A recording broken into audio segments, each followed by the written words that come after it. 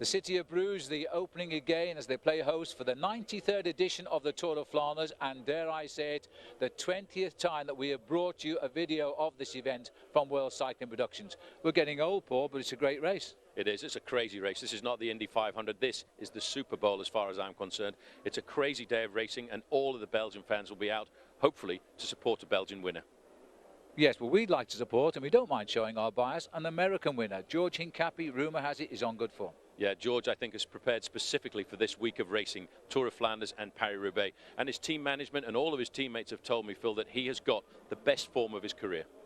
But the course, as always, is the key to everything. The first 100 kilometres, a little bit boring, very flat, and then we go into the depths of Flanders.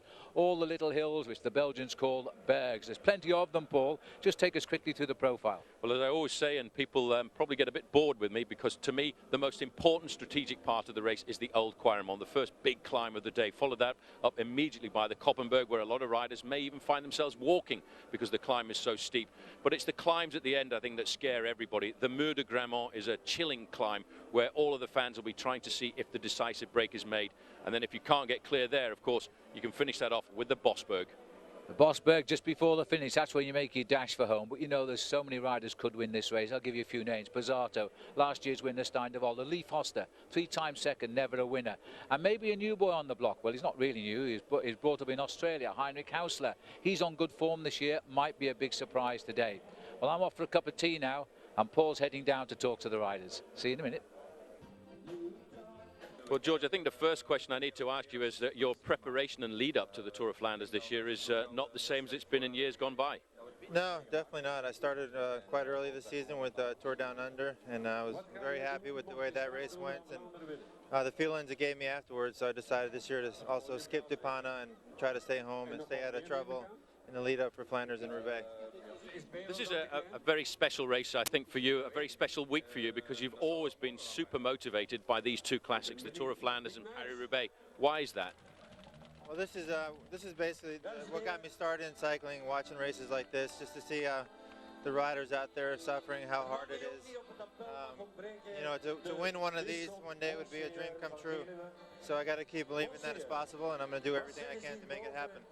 I think what's also important to win a race like this, you have to have strong men around you, and I think this year you've got a very strong team to support you in these classics. Absolutely, this team is definitely the strongest classics team I've ever been part of. And you've got the confidence and the feeling today that you can take the way of the win? I feel great. I mean, better than ever. So if it's going to happen, it should happen today. Thanks. Well, Mark, this is a special race, but I think with Team Columbia High Road this year, you've got a great chance of being part of the finale with George Hincapie. Yeah, we've got good chances with George Hincapie and also Marcus Burgard, who's been going really well up here in Belgium. So with these two guys, hopefully we can get someone on the podium. A little bit different for you this year. In the past, you've always been riding for a French team, but now I think getting yourself into a pretty much English-speaking team, you seem to be changing in your role. Yeah, definitely I'm progressing. This year's been a couple of leaps forward for me. It's a big change from Credit Agricole, and really that's why I came to the team, to progress, and we've had good results, and so far the season's been extraordinary. I think once you get on a team that has great success, it makes you feed off that success, doesn't it? Yeah, for sure. I've been feeding off the success of other guys, and it's a great motivation for me and also for the other guys in the team that work hard, for guys like Cavendish and the other guys that win. Good luck today. Thank you. Well, Matt, a lot of pressure on your shoulders today, because this is a race that Team Rabobank always likes to excel in. Yeah, for us, we've got a few big races in the year, and this is one of them, Paris-Roubaix, and we've got a core group of riders that have been living just for the next 2 weeks, you know. Why is this such a special race? It's a bit crazy, this race. It's like a battle for every climb to be in the first 10 or 15 places. Yeah, I don't know. I started racing in Belgium for 13, 14 years ago, and the first time you come here and you race here and you see the crowds and everything, you just want more. This race has always been really special, so this is a big day. I don't think there's anything else in Belgium, certainly not in Flanders, can match up to something like the Ronde van Vlaanderen, is there? No. If you have a look yesterday, the cycle, just the big tour that went around, everybody riding the course yesterday, there was more than 19,000 people out there. and there was a fair few English people came over too, so I think we might have a bit of English-speaking support today out there as well. Good luck, mate. Thanks. Robbie, Tour of Flanders, special day. A lot of pressure on Team Barlow World. Yeah, I think so. I mean, obviously, you know, we want to try and get a small result, but it's going to be difficult. The guys are, you know, it's some of the guys in condition, but you know, there's obviously the biggest teams here. All the Belgian guys really motivated for today, and yeah, I've been a little bit sick, so it's not the best of conditions, but we'll give it a bash for sure. What's important in a race like the Tour of Flanders is experience, and I think that's why you're here for the team. Well, definitely. I mean, I've done the race a number of times, and yeah, obviously, I know most of the sections, know most of the roads, so you know, I'm going to be a big part of, obviously, to tell the other guys where to go and when to be in front and those kinds of things. Like you say, experience counts a lot. But big experience means don't miss the start, doesn't it? Exactly. Cheers. Cheers, Paul.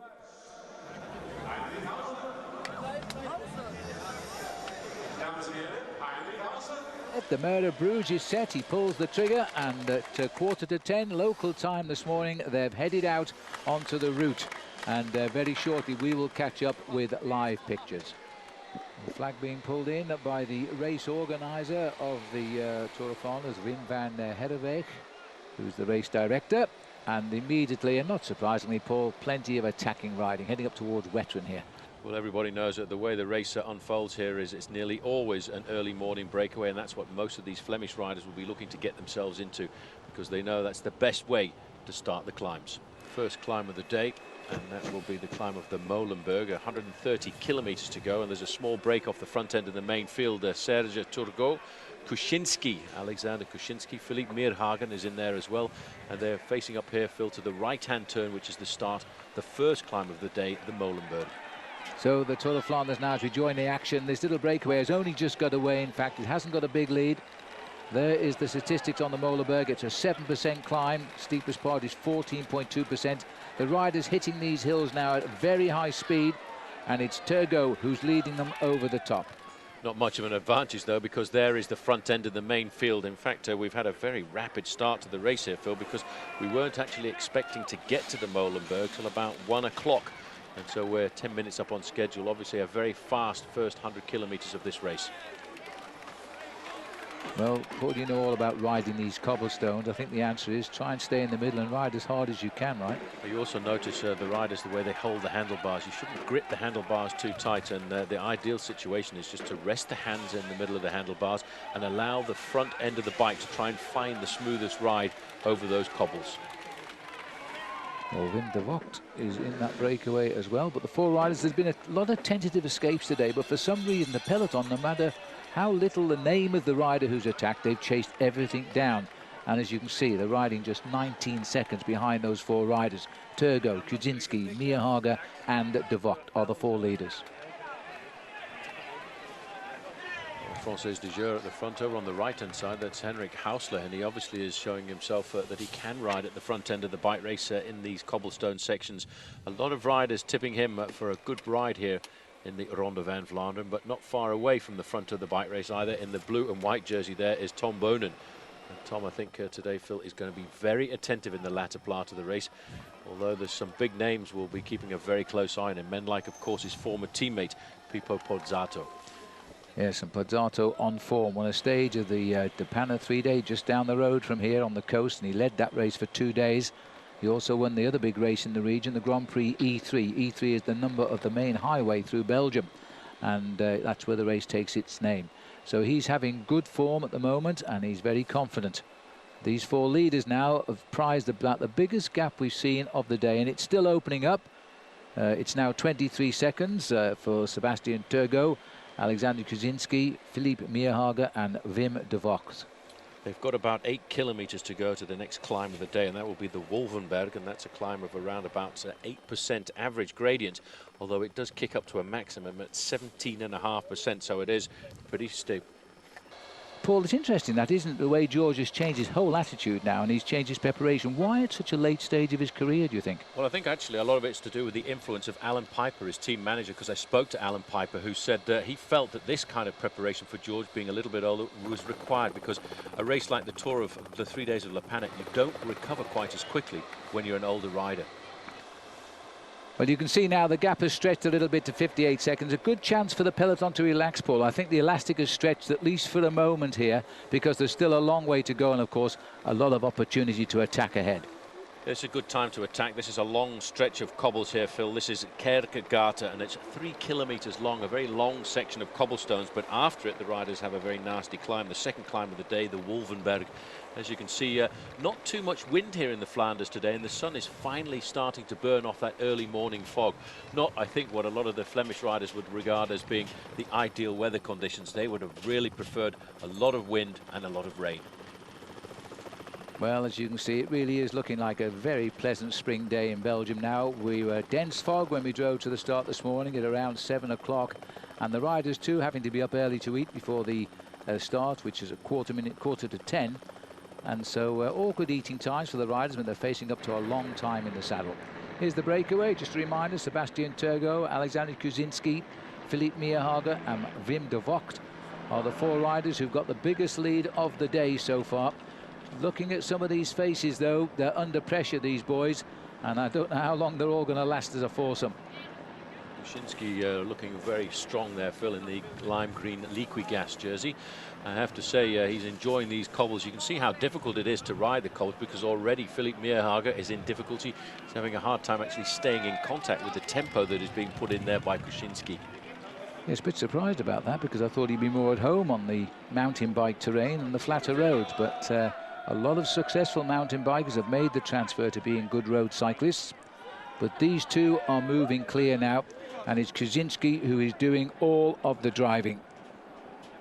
Just up behind him there too is Wim de Vocht, showing us the new colours of the Vacon Soleil.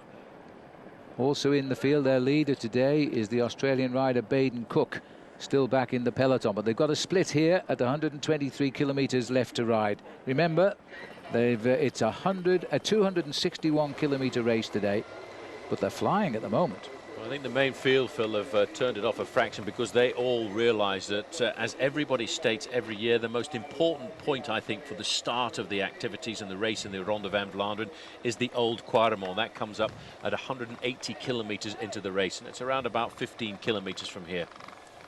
Taking the shortcut on the sidewalk there, the rider from Française des Jeux. You've really got to keep your wits about you racing in Belgium, because there's no guarantee there won't be traffic furniture in the way.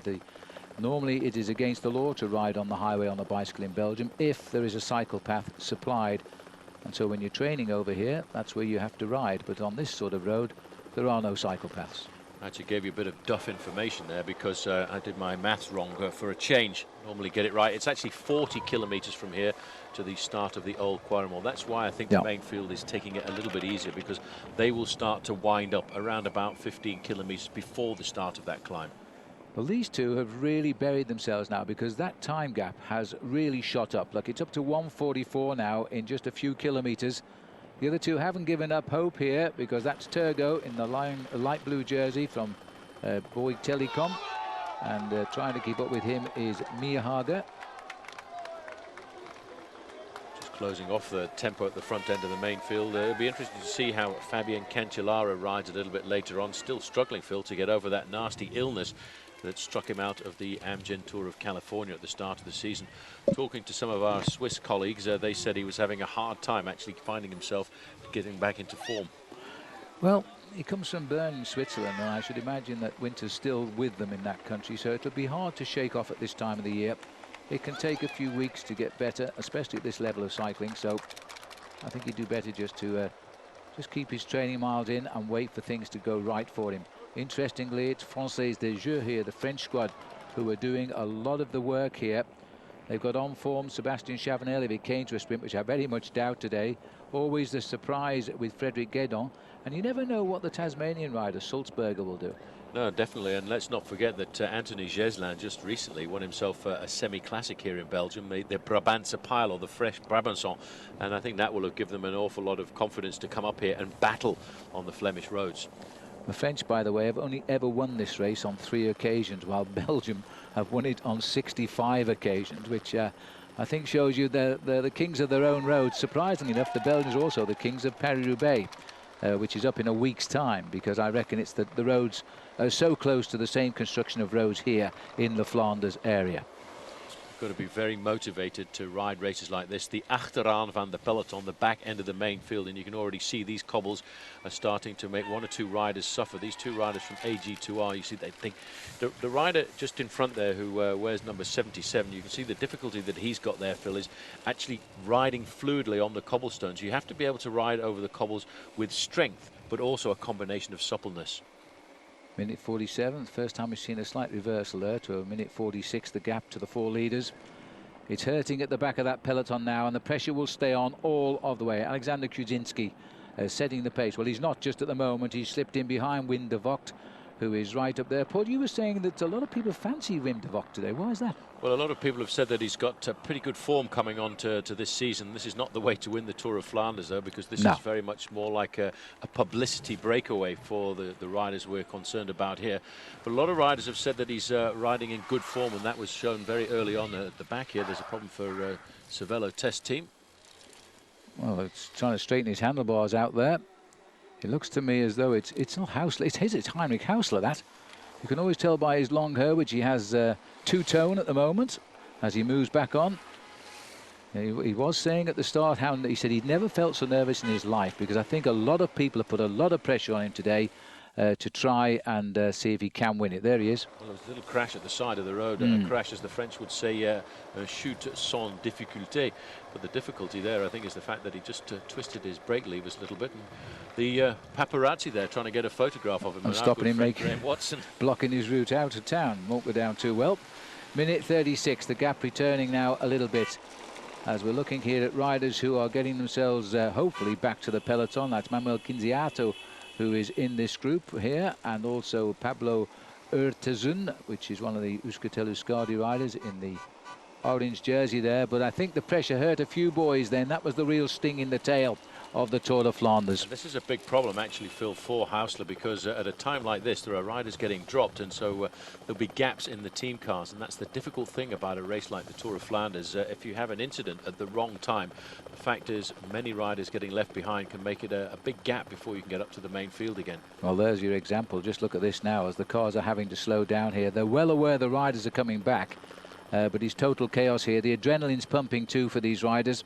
That's Hausler in the black colours, trying to rejoin the race. He knows it's crucial he gets back very quickly, because too many things change quickly in the Tour of Flanders. There's a crash, the splits happen again, and you're kept under pressure.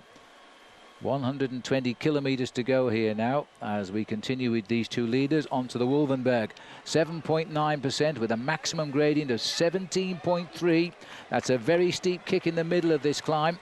And if you think that the sport of professional cycling is not popular anymore, just have a look at that on the left and right hand side of the road. This really is a massive day of sport for the Belgians. We've seen the Formula One in Malaysia in the early part of this morning, but I think everybody is now out at the side of the road, if they can get to the side of the road for the Ronde van Vlaanderen, because this is their Indy 500, their Super Bowl, their Olympic Games, their World Championships. This is a massive day for the Flemish people. Well, I think half of Belgium come onto the roadside here right now, as they have the ability to nip across the course as soon as the race has gone through, and watch it go through elsewhere. These two riders putting on the pressure, though, are Kuzinski for Liquigas for the moment, Wim de Vogt, the Facon Soleil, the new team, in second place. The return of Heinrich Hausler, very well done that. It's taken a bit of doing, and the rider who's come back with him there is Maciek Bodnar from the Liquigas team. Just having a quick look at the back there, I think that was Svein Tuft as well, the Canadian rider, trying to get himself onto the back end of the main field. Oh, another crash on the left. Yep, there's a lot of crashes here. That's why you've got to be very attentive. That's why it's so important to ride at the front end of the main field. I don't know if you saw that, Paul, but that's so typical of racing in Belgium. The rider gets up and the spectator pats him on the back. No, they are very, very motivated to see anybody get themselves back into the race. Let's have a look at how that crash happened. It's just on the left-hand side there. The guy came in just a little bit too fast, and they had nowhere to go, and he obviously hadn't prepared his speed going into that corner, and the only thing he could do was go over the back end of somebody's wheel. Well, a chance to look at the front of the peloton here now. This high-speed tempo climbing as they keep the rhythm on. 119 kilometers to go on the top of the Wolvenberg here. On the left-hand side there, you might just have noticed a man who I've been expecting to retire for the last few years. That was Servais Carnarvon, now riding for Team Milram. I think this is a quick glimpse there, Phil, as why you have to ride at the front, because look at that. the road gets blocked. A standstill. Somebody's probably slipped his gears or maybe fallen. Now they've no choice but to just lock up and wait. I can see Stephen Cummins of Great Britain there in the Barlow World colours, which is the red jersey. They're just propping himself up. A couple of riders here from the Vacances Soleil team. Art Vierhouten is here. I can't see who the other rider is, but it's certainly not Baden Cook, the leader of the team. So he's missed on that one, which is probably just as well. The Bouygues Telecom is William Bonnet, number 41, who's leading their team today. Definitely, Phil, again, a good example as to why a lot of the big names battle to ride in the first 10 to 15 places, because that elastic stop, start, accelerate, decelerate really wears on you when you get to the end of a long day in the saddle. We're looking today at around about a 6.5 hour race. Yeah, and a lot of nervous energy is expended in this early part of the racing. Although at the moment we're well down the course now, 261 kilometres with 118 left to go. Pablo Urtasun is the rider to the right of our picture. Well, this is life at the tail of the peloton of the Ronde van Vlaanderen. Not the place to be, but somebody's got to be there, I guess. It really is hard work as they continue along the road here. The Lamprey rider is Angelo Furlan on the back. Yep, one of the big sprinters not enjoying the Ronde van Vlaanderen. Now, this is a long section of cobblestones, as I was telling you about just a little earlier, Phil, the section of Doorn. And as you can see, they are not nice cobblestones, which is why there's a big battle to ride at the front end of the main field. So a little bit of a problem here. 221. Fumiyuki Beppu is used to ride alongside Lance Armstrong, but now he rides for Skill Shimano. Don't know what his problem was, but he's back and running. Well, there was his problem. He sat on the cobblestones. Not the place to go for a few minutes out. The rider who went round from Case d'Epargne there was Nicolas Portal. Yep. And a quick crash and back up to the bike again. But you can see why you have to ride at the front end of the main field, because you can pick your way over the cobblestones. Behind, there is an awful lot of chaos on a section of cobblestones like this. Well, the way to ride them is dead centre. Keep an ice with them.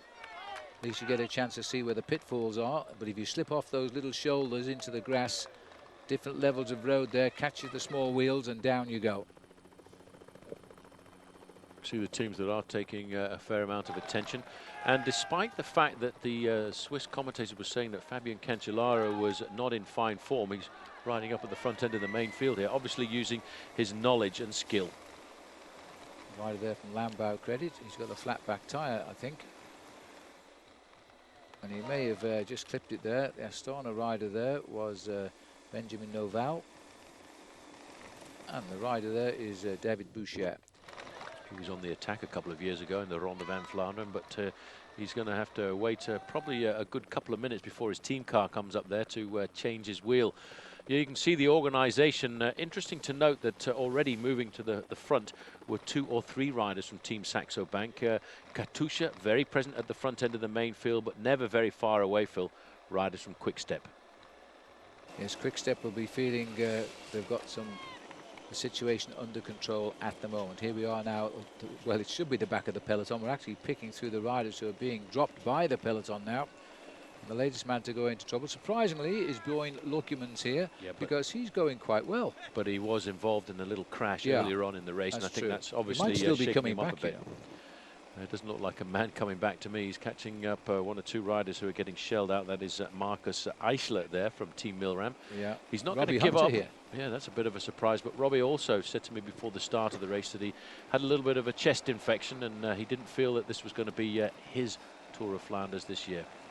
Well, it's some 156 kilometres into the race. It looks like Hunter is bowing out there as he slips away, and we've not really got to the big challenges of the day yet. We've only done 2 of them. Next to come is the old Quaremont. On the front, we've got the Dutch team of Rabobank, and we've got the Belgian speakers. They'll speak the same language, Quick Step from Belgium, and they seem to have got themselves a little bit under control again. And Katusha is riding extremely well just now with their riders here as well. That's Tossato on the front for Quick Step, but not very far behind him. About 5 or 6 places was Tom Boonen being very attentive at the dangerous parts of the course. So once he feels that he can relax, he'll drop back a little bit to maybe 15th or 20th place. And as soon as he knows there's another strategic point about to roll up on the Ronde van Vlaanderen, he'll move up into the first 5 or 6 places once more. 25 teams heading off this morning, carrying 8 riders maximum in them. And this big peloton now, I think, is going to rapidly reduce in size, because once we get to the narrow turn onto the old Quaremont, over the top of that, it really is every man for himself. Strong men only prevail.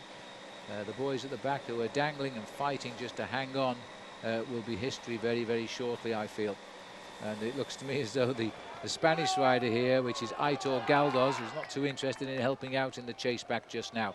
The 3 big teams with the 3 top leaders are on the front in Rabobank, Katusha and Quickstep. This short section of cobbles is Leiderdorp, and it's just outside the town of Kruishouten. And they all are now, Phil, starting to get themselves a little bit more nervous. They've 25 kilometers to go to the start of the old Quaremont, but you can see the teams that are taking the Ronde van Vlaanderen seriously now, because they're starting to mass at the front, starting to get a kind of organization. There's guys there from Rabobank, Katusha, Quickstep. They all now know that the moment when the real start of the Ronde van Vlaanderen is about to happen is only just around the corner. Bjorn Leukemans getting himself back on. He started off his season well enough. In February, he won a stage at the Étoile de Bessèges, which is a race down in the south of France. And shown that he had good legs for early season for his new team, Facon Soleil. FDJ are riding very well here in Belgium during this campaign, with, of course, as we mentioned, the win by Anthony Geslin in the Flèche Brabazon. Just over to the right-hand side, the second place rider in the white jersey from FDJ there, in fact, is Frédéric Guédon, a former winner of Paris-Roubaix, and, of course, a little bit more surprising, a winner of Paris Tours. A big surprise at the time, but he certainly knows the races to pick. I'll give him that. He rides very, very well. And France, don't forget, have only won this race on 3 occasions. The last time, believe it or not, Paul, was Jackie Durand back in 1992. They haven't won since then. And that was a very strange win, because that was an early morning breakaway that actually survived, and nobody thought that it would. But when you put a man like Jackie Durand into a long breakaway, he was always very hard to pull back. And on that occasion, he got himself the victory for France. Well, there's no harder way to win any race than to break away and hold it, but to hold it on this course, most people will tell you it's not possible. Well, Jackie proved them wrong on that occasion. Down the corridor here of the spectators who are yelling in your ears, shouting out their favourite names. Tom Bonan probably hears his name more times than anybody else today. Point of interest here, this is an 1,800-metre section of cobblestones at Huis-Ponteweg. And in fact, this section of cobblestones has been relaid in the last 2 years because it used to be an absolutely nasty section of cobblestones. It's renowned for, of course, that windmill that you can see there, and it really is, I have to say, a real typical Flemish viewpoint. Will he be forgiven? I think we just crossed into Holland here, and there's nobody on the sails either. I'm surprised as the riders go underneath. And the cobblestones look a little bit too smooth here. The riders will be very happy that they've relayed them. It's a historical section of cobblestones which in the past saw lots of crashes, lots of incidents, but now I have to say they've been put back together very nicely. And I wonder, and I've actually never found out, in the north of France there is in fact a society for the conservation of some of these cobbled roads, and I don't know that that actually exists in Belgium. They just seem to keep them anyway.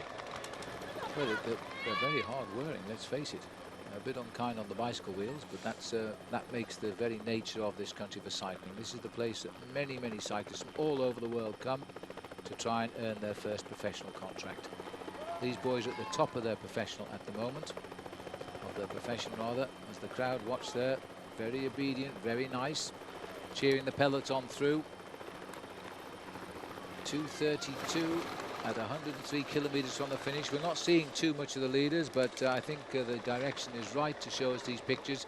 This is where the action is going to come from as soon as somebody makes the move, and probably not before we get to the old Quaremont.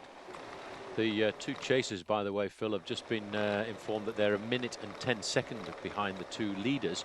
So they've obviously given up the ghost, and they're not going to get themselves back to the front end of this bike race. So the race situation is 2 leaders, 2 chasers at 1 minute and 10 seconds. And this group here, the main peloton, at 2.5 minutes. Belgium in spring. This is at Wanachem. And 2:32 is the official gap there. We're using a new form of camera work today, by the way. At the head of the peloton, there is this huge, what is known as a webcam. It's like a gyro camera, really. It floats, so it gives you a solid picture, and it shoots back at the riders, and it's producing some excellent pictures. 2:33 the gap. The riders now going onto the small street, the Kleinerstraat, in fact, and that it certainly is that, and still a lot of difficulty. And this is a place where in the past we used to see a huge number of Johan Museeuw supporters. And you can see the Lion of Flanders there. Difficulties at the back with this skill rider looking over his shoulder to see where the team cars are. So I wasn't sure who that was. It certainly wasn't Beppu, who had to come back from the crash. Who sat here at the back now is Boris Shipslevsky, who won the Tour of Hainan last year in the South China Sea. It's the only tropical island owned by China. A little bit more calm returning to the main field. That indication there with the hands going through the main field to indicate to the riders behind that there's a turn coming up. Everybody knows a bike race like this is extremely dangerous, and you know you could be sitting in 10th or 15th place yourself. So if you see something that looks dangerous on the road, there is always a little bit of communication amongst riders, because they all rely on each other for their own safety. Well, the pressure actually is on quite a lot here, judging by the length of the line at the back here. They're keeping a tempo of around about, I would think, about 43, 44 kilometers an hour. The pace, it takes a while for the riders at the back, and Milram have now decided to lift the tempo just a little bit and start getting some inroads into that 2:35 gap. There's another reason they race at high speed. This is our old friend, winner of Paris-Roubaix, Servaes Knaven here, who's had a wonderful career. He's won a stage of the Tour de France. He's been champion of Holland, and he's not a big winner, but he's a big workhorse. He's decided to try and ride off the front and do what Stephen Kotzer couldn't do a little bit earlier on. Well, he moved, he's obviously got something in mind here, because this guy is a very clever tactician, and he's done this for a reason. We're looking now, Phil, at around about 17 kilometers to the Old Quaremont, and he may well be looking for a small group to come off the front end of the main field before the start of that very strategic climb. Well, he's opened up a little gap. No immediate reaction from the field for Servaes Knaven. First came across Servaes Knaven when he was racing in the Commonwealth Bank Cycle Classic, sadly no more, in Australia, and he came over as a young amateur, and so we've had the pleasure of following his career right through to what has to be now probably the last season, because he's 37 years of age. Well, he didn't get the reaction he was looking for here, Knaven, and he's decided now to sit up and wait back for the main field. You see, a very clever bike rider. He made that move for a reason. He wanted to see if he could provoke a small group to go off the front end of the main field. Once he saw that wasn't going to happen, he knew that he wasn't going to ride across a 2.5-minute gap on his own.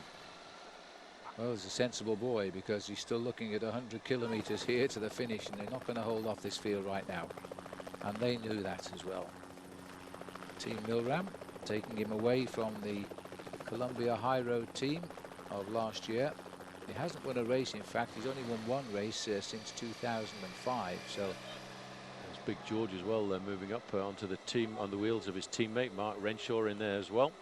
And easy that you say that, Phil, just 100 kilometers to go. But what you may need to add into that recipe is there are still 14 climbs to go in the Ronde van Vlaanderen. All of those climbs stacked into the last 100 kilometers of this bike race. Absolutely, and that's what makes this race so special. Yesterday there was a big ride for all the amateur cyclists in the world. I think the whole world was riding, to be honest. The actual full distance you could ride yesterday was 240 kilometers. And if you just wanted to ride the section of all the hills, I guess that would have been around about 120 or something like that. Yes, reputedly 19,000 riders participated in all the distances there, and it was absolute chaos out on the roads. And I think, though, a lot of people had great fun. People travel from all over the world to participate. And at the start this morning, we met people from the United States, Canada, and from England who'd made the journey across here to take part. Chance to see Edvald Boysen Hagen here. He's the rider from Norway, who really is a star of the future, and he had a very good season last year, stage winner in the Tour of Ireland as well, and looking now to consolidate as he begins to get just that little bit older. A bad name for the next town the riders are going through, Oike. very soon after that, they'll go through Tegenberg. That's a small climb, and that comes at 10 kilometers to go before the start of the Old Quaremont. We're getting now, Phil, to the part of the race that I always regard as the proper starting point of the activities in the Ronde van Vlaanderen. Yeah. The Old Quaremont, 99 kilometers to go, about 10 kilometers to ride to the actual climb, a little bit more maybe. Peloton steadily getting itself back together, repairing the damage of the previous two climbs. We've only had the Molenberg and the Wolvenberg just now, but after we go over the Old Quaremont, then the race really is on. Now moving to the back here is Steve Cummings. Well, Steve, I think may well have had a bit of a mechanical incident, because he was riding at the front end of the main field a few moments ago. He's the kind of rider I would expect to ride fairly well over these cobble conditions. Just in front of him too, Frédéric Amorisson, the Frenchman on Lambau Credit, hasn't flown his flag too well this year. He had quite a good season last year, but he's also been put in his place at the back, just for the moment at least. And just taking on one or two drinks there, Aurélien Clerc. One of the good sprinters on Team AG Duar, and today, being a sprinter, I would think he's dropped into the role of a team helper, which is why he's dropped back to the team car here to take on board drinks. So they're not for himself, or not all for himself. He will take those back into the main field and distribute them amongst his teammates. If he can find them. Yeah. He got only one win last year, but it was here in Flanders, in fact. He won the opening day of the 3 days of West Flanders. So he is a man for this region, and he does, as Paul said, he can pack a sprint if he can get to the front to use it. Different race today, I think. Steve Kotzer for Garmin Slipstream again coming to the front end of the main field. They're obviously on a mission here this afternoon, Phil. I think they have something in the back of their minds on how they would like to get themselves to the Old Quaremont. And talking to a lot of the riders, the name Martin Maskant came up on a number of occasions as a rider to keep a very close eye on today. Well, interesting, because when he went into Paris-Roubaix last year, we wondered why a rider so young had been allowed to ride in that race. The result was he finished in fourth place rather, last year. So we'll see whether he can pull out something special here today. Well, Garmin Slipstream have been taken over at the front end of the main field now by Columbia High Road. These teams obviously now starting to get a little bit nervous. You can see a different attitude at the front end of the main field. Kurt Atle Arvidsson over on the right-hand side. He rides for Team Saxo Bank, a winner of a stage in the Tour last year. But what I think they'll be looking for, Phil, is to get their man, Karsten Kroon, into a good place for the cobble climb of the Old Quaremont. Well, you know, there's so many guys who just hope it works out for them. None of them, they're all asking the questions right now. None of them know until they get over the Quaremont.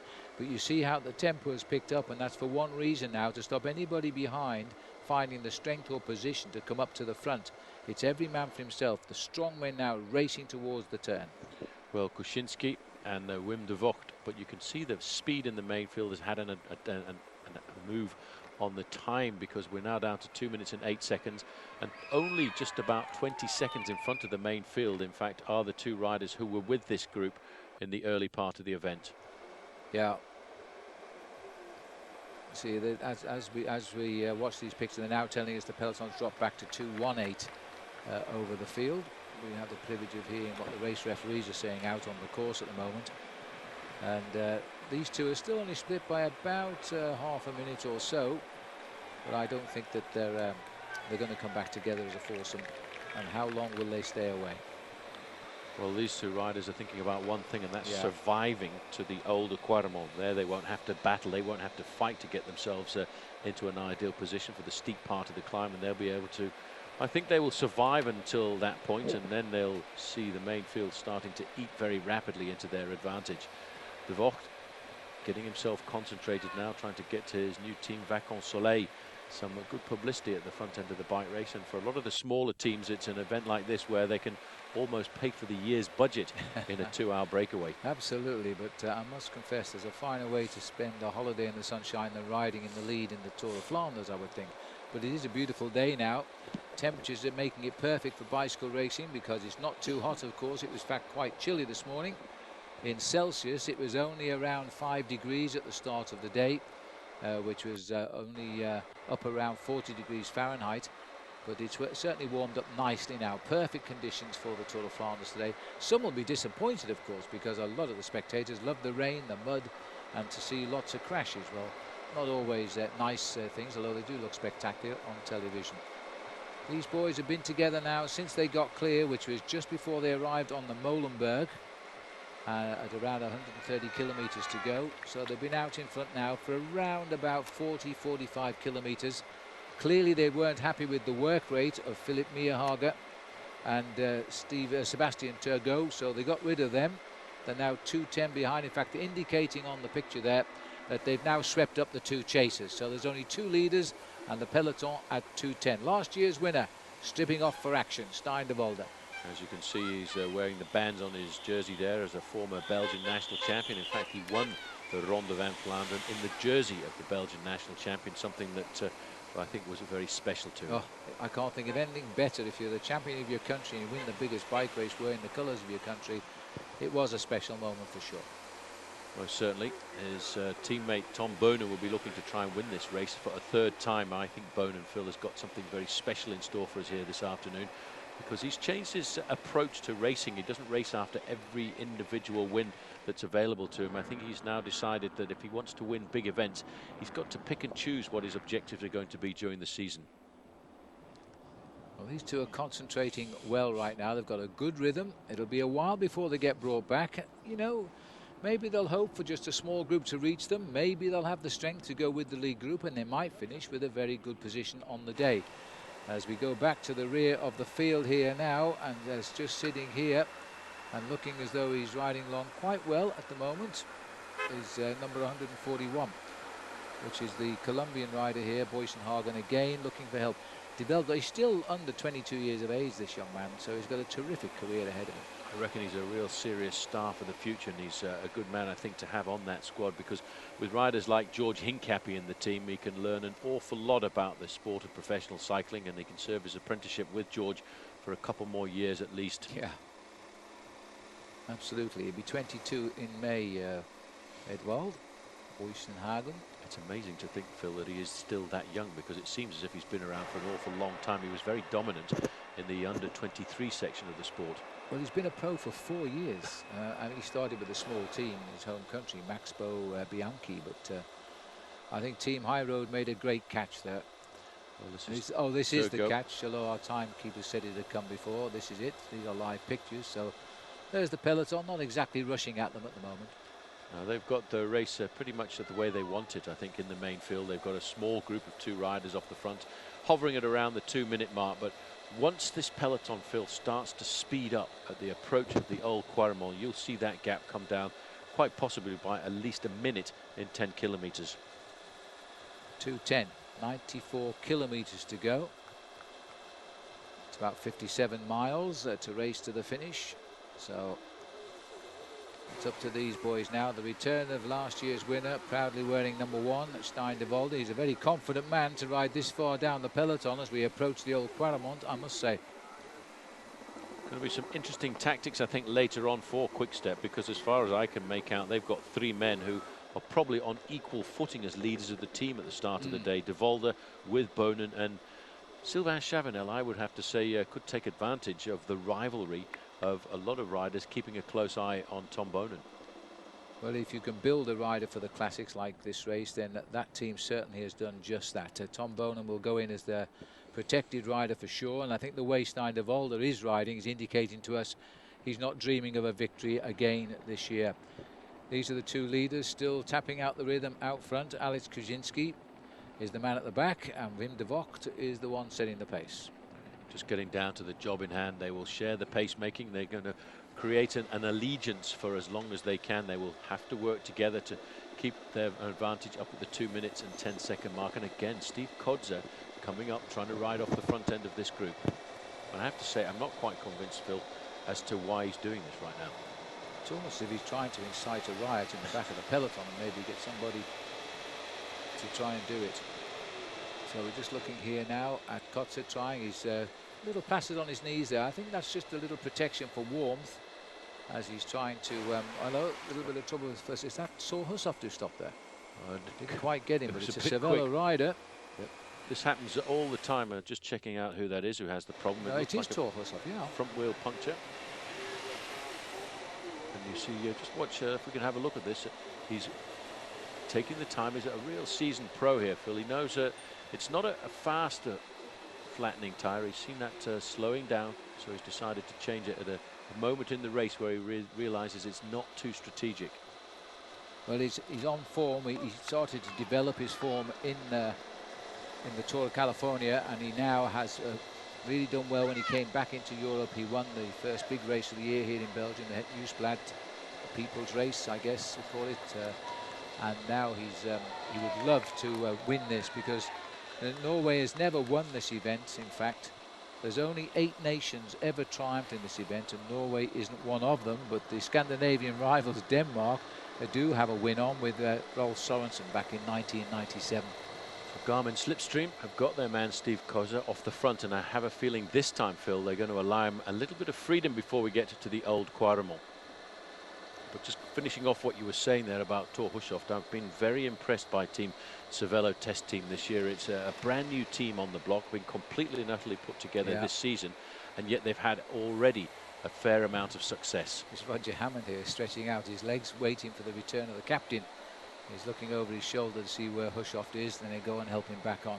Hammond himself has often ridden well in these classics, and would not surprise me if he gets a high result here.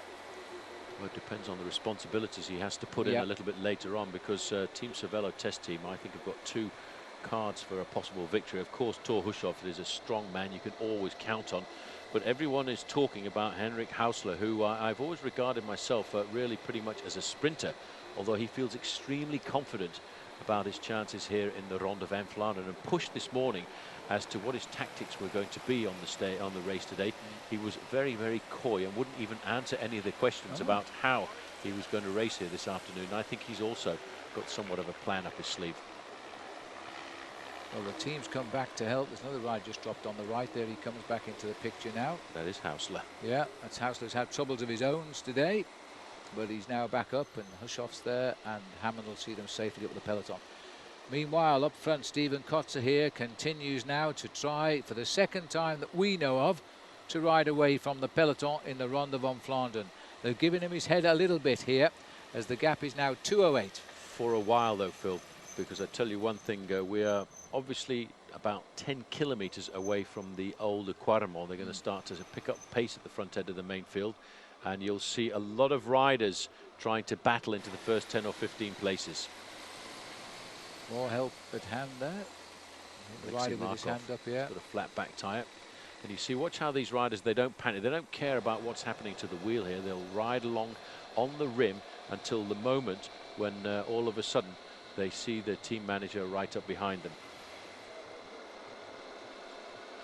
So Alexei Markov is the rider with his hand up at the moment.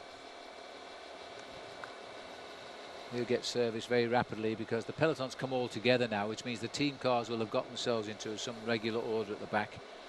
Service will come quite quickly.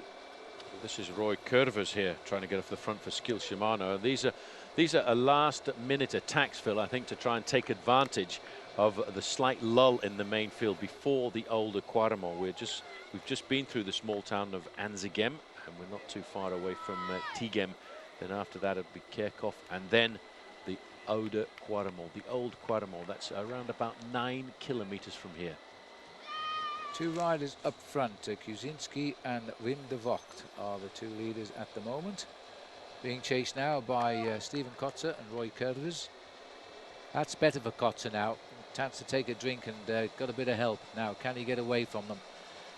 It could be as simple, nothing more complicated, than the fact they want to be over the top of that climb with the peloton, and one way to do that is to start the climb first. I was just thinking exactly the same thing, because Kotze realizes that I think the team at Garmin have got a plan with Martin Maskant today, but to get a man like that to the finish, you have to have teammates in the latter part of the race. So this is possibly the idea behind this move here, to attack, get themselves 20 or 30 seconds advantage before the Old Quaremont, then get picked up by the front end of the main field as they go over the top of the climb.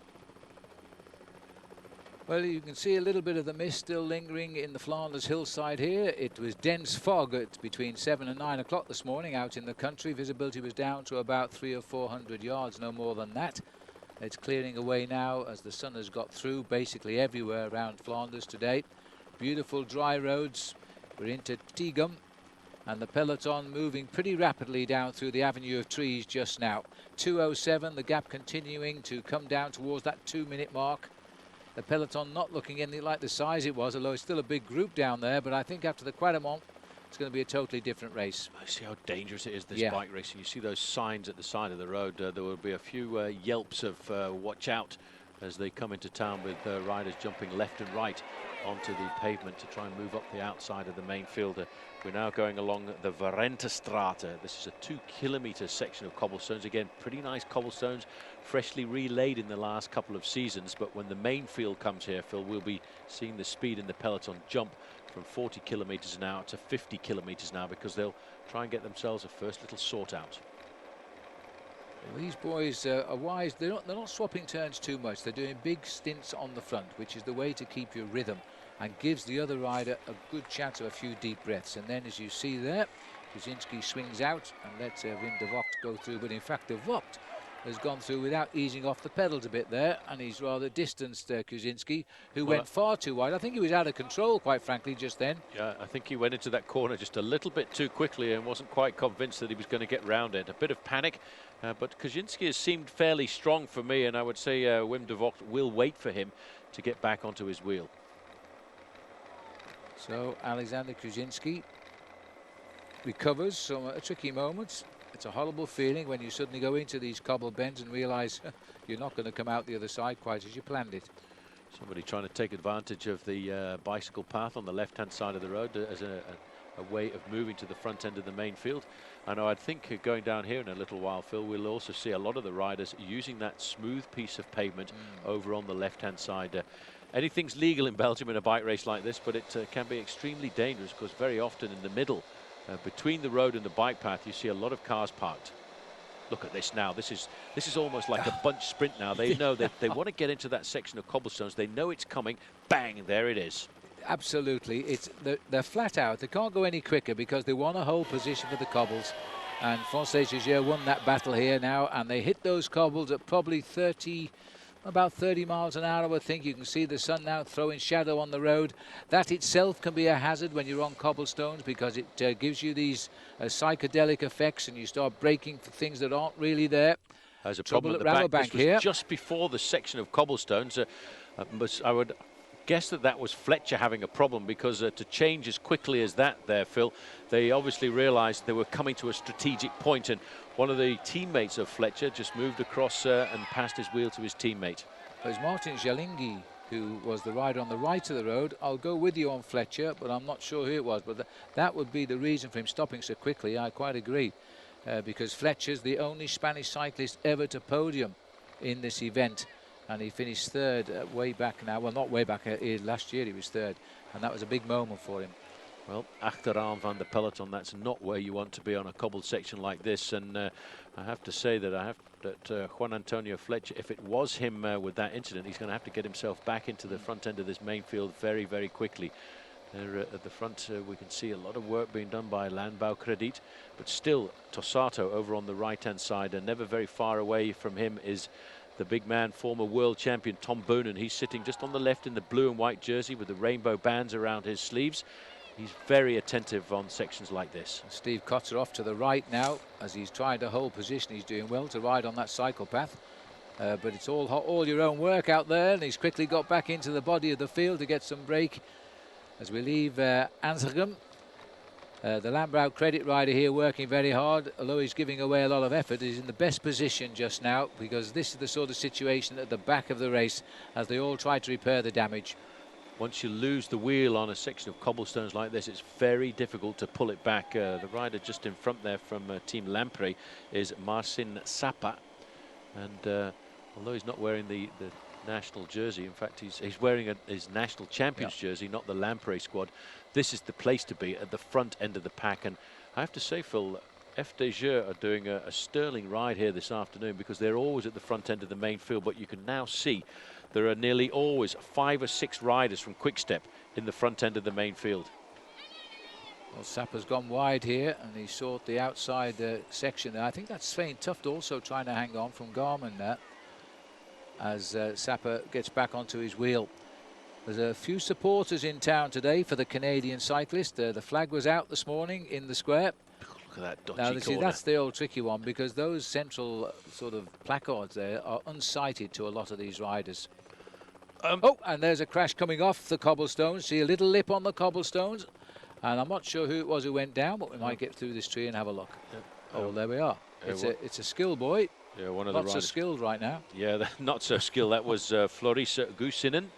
And he came down. It was his own fault there, because he actually lost the front end of his bike. And when you lose the front end, it's very difficult to recontrol. So I think it was Juan Antonio Fletcher there, Phil, number 131. And he's got himself back onto the main field. So Fletcher is in. As there's that crash again, and the rider behind did well to avoid him, because a wheel in the back of the lower part of the back is a very painful injury, but he didn't touch him at all. And so Fletcher was the rider who's also getting in amongst it again now. Well, we've gone through the town of Kaster and Kerkhoff. We're not very much more, Phil, than 3 or 4 kilometres away from the start of the Old Quaremont. We will see, I think, a massive battle by the big names of the sport to get themselves in the top 10 or 15 places. Everyone's very attentive, starting to get really nervous now, because they now know. All the team managers last night in the team talks or early this morning will have said, guys, Old Quaremont, get that into your mind. It's 80 kilometres to go to the finish, 50 miles of racing left, but you can lose the Tour of Flanders if your team leader is not in the right place at the bottom of the climb. Yes, and just looking at some of these faces now, they're working very hard to also try and keep the leaders here. I'm just looking at the Columbia boys on the right to see if Big George is on the tail of that trio of Columbia riders on the right in the yellow. Saxo Bank working very, very hard as well. Cancellara looking good for a man that was, quote our friend from Swiss television, a little bit mashed potato at the moment. Yes, but I think he's riding for Carsten Kroon here this afternoon. On the right there, Columbia looking very dedicated. This is almost like a lead out for the sprint. It and is. It's that important, the strategic position of the older Quaremont, Phil. That's why these guys are riding a bunch sprint. It will be a sprint to get around the corner. Then once you've got into the start of the old Quaremont, it shuts down because there's nowhere you can overtake. It's a road that is perched between 2 big dikes. Yep. And there's no shortcuts. There's no going around the outside. There's no jumping onto the pavement. Once you've got your position, that's it. You see the riders who are just seeing a moment there to grab a few places quickly. 82 kilometres, we're almost onto the old Quaremont now. A minute 19, it's almost insignificant. The gap is coming down because these boys are racing each other just here as they try to hold position at the head of the field and let nobody through. Just take a look at the guys at the bottom of our picture. They'd love to be at the front, but they literally cannot make progress. Well, I did tell you that over this 10 kilometres leading up to the old Quaremont, they were going to lose at least a minute of their advantage, and it's very much almost that now. They're not too far away now, Phil, from the start. It's Cervelo test team coming to the front. That looks like Roger Hammond looking over his shoulder. They're looking for Heinrich Hauser. They're also looking for Thor Hushoff. Hushoff was in 3rd position. Well, this is the start of the older Quaremont. You see how narrow the road is. The 2 leaders have survived, but only with a 1-minute advantage. Lovely area, by the way, for a little bike ride on a Saturday morning when the Ronde van Vlaanderen isn't coming through on a Sunday, because the roads are so narrow, so pleasant, and not that often used by motor vehicles. There's the dreaded statistics now. It's 1.5 kilometres as the riders hit this. It is very, very steep, and the Cervelo have got the ace card right now. They've got 4, 5, 6 riders around that corner. We're looking down from the helicopter now. They've just made the right turn onto the old Quaremont. Look at that, Paul. All the boys in black. They've got control of the front. Hushoff off to the right. Hammond nearest camera on the right. And they can do what others can't do. They're slowing it down. Well, this is what always happens. You battle to get into that first corner at the start of the old Quaremont, and then once you've got your position, you can take a bit of a rest until you start the cobbled section. Hincapie is right there, Phil, in the yellow. Yep. The new strip this year of Team Columbia High Road, looking very calm and collected. You didn't see him make too much of an effort, but he's in the right place at the right time. And Hincapie is showing his face there of one of terrific determination and feeling good, I would suggest, by that picture. As he sits in a perfect position. On his right shoulder is Fabian Cancellara. And I'm so impressed the way Cervelo got those riders up here like that so quickly as well, because one or two of those boys were at the back 5 kilometers ago.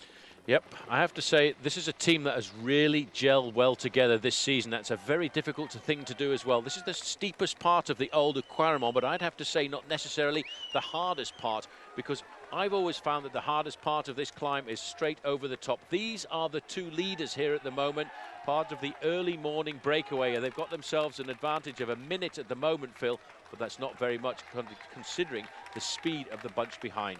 Well, Kuzinski is the rider on the front. Now, this is the chaos at the back. They've made the turn, and one or two have taken a dip into the ditch on the left-hand side.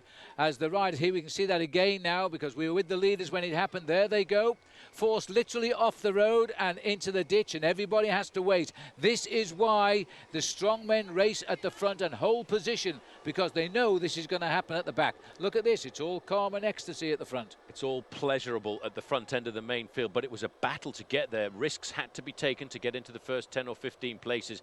And yes, Phil, I have to say, Cervelo test team, what a great ride to get first 5 positions. But Team Columbia are not too far away either.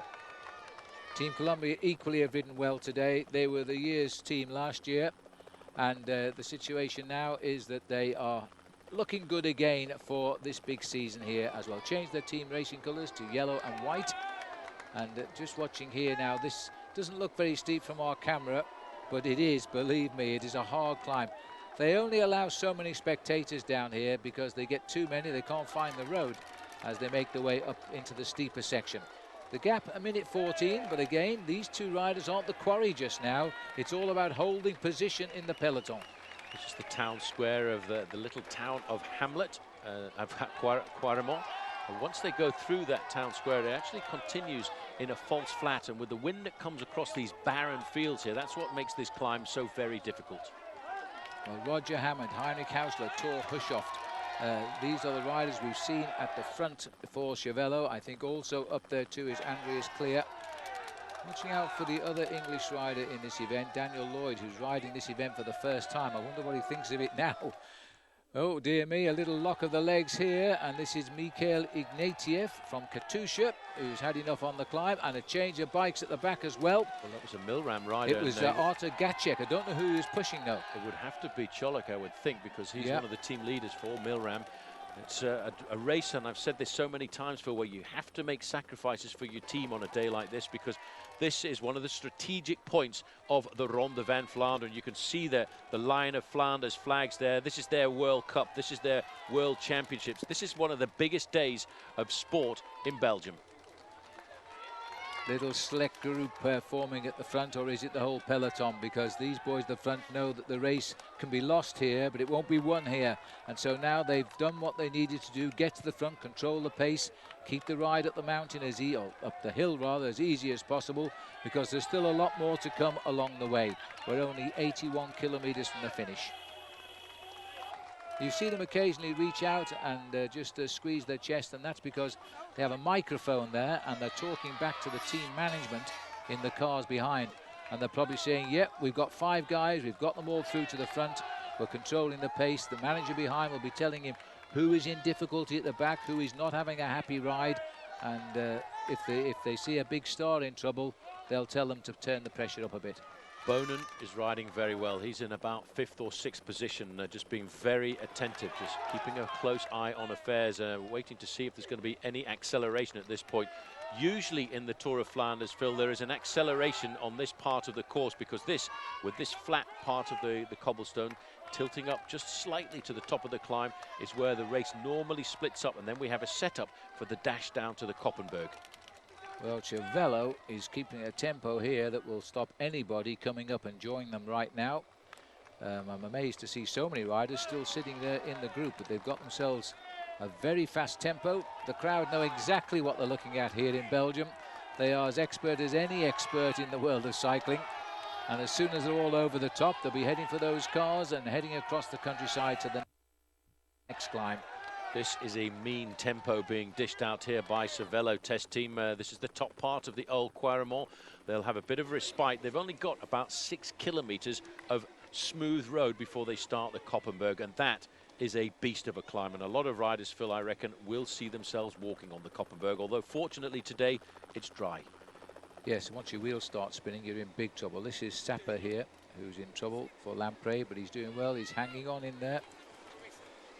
As the crowd are terrific today. They're standing right back off the route. They're giving the riders every help they can by keeping the race clear on a reasonably wide stretch of road. Astana looking as though they've got Berry Kupchov in trouble here. He's losing ground now. New signing for Astana, getting his first bite of the Ronde van Vlaanderen, trying to pick the smooth on the inside. There's the end of the cobblestones. Now it's a quick sprint and rejoin before we get to more climbs. Well, let's rejoin and hope you can get yourself over the next climb of the day there. The Paterberg is going to be the next climb. That comes in around about 4 kilometers. Then it's straight down the valley to go and find the Koppenberg, which is a nasty brute of a climb. 50 miles of racing left to go, 80 kilometers, and kind of forgetting there are still 2 survivors of the early morning breakaway still off the front end of the main field, but I think this is really where the action is.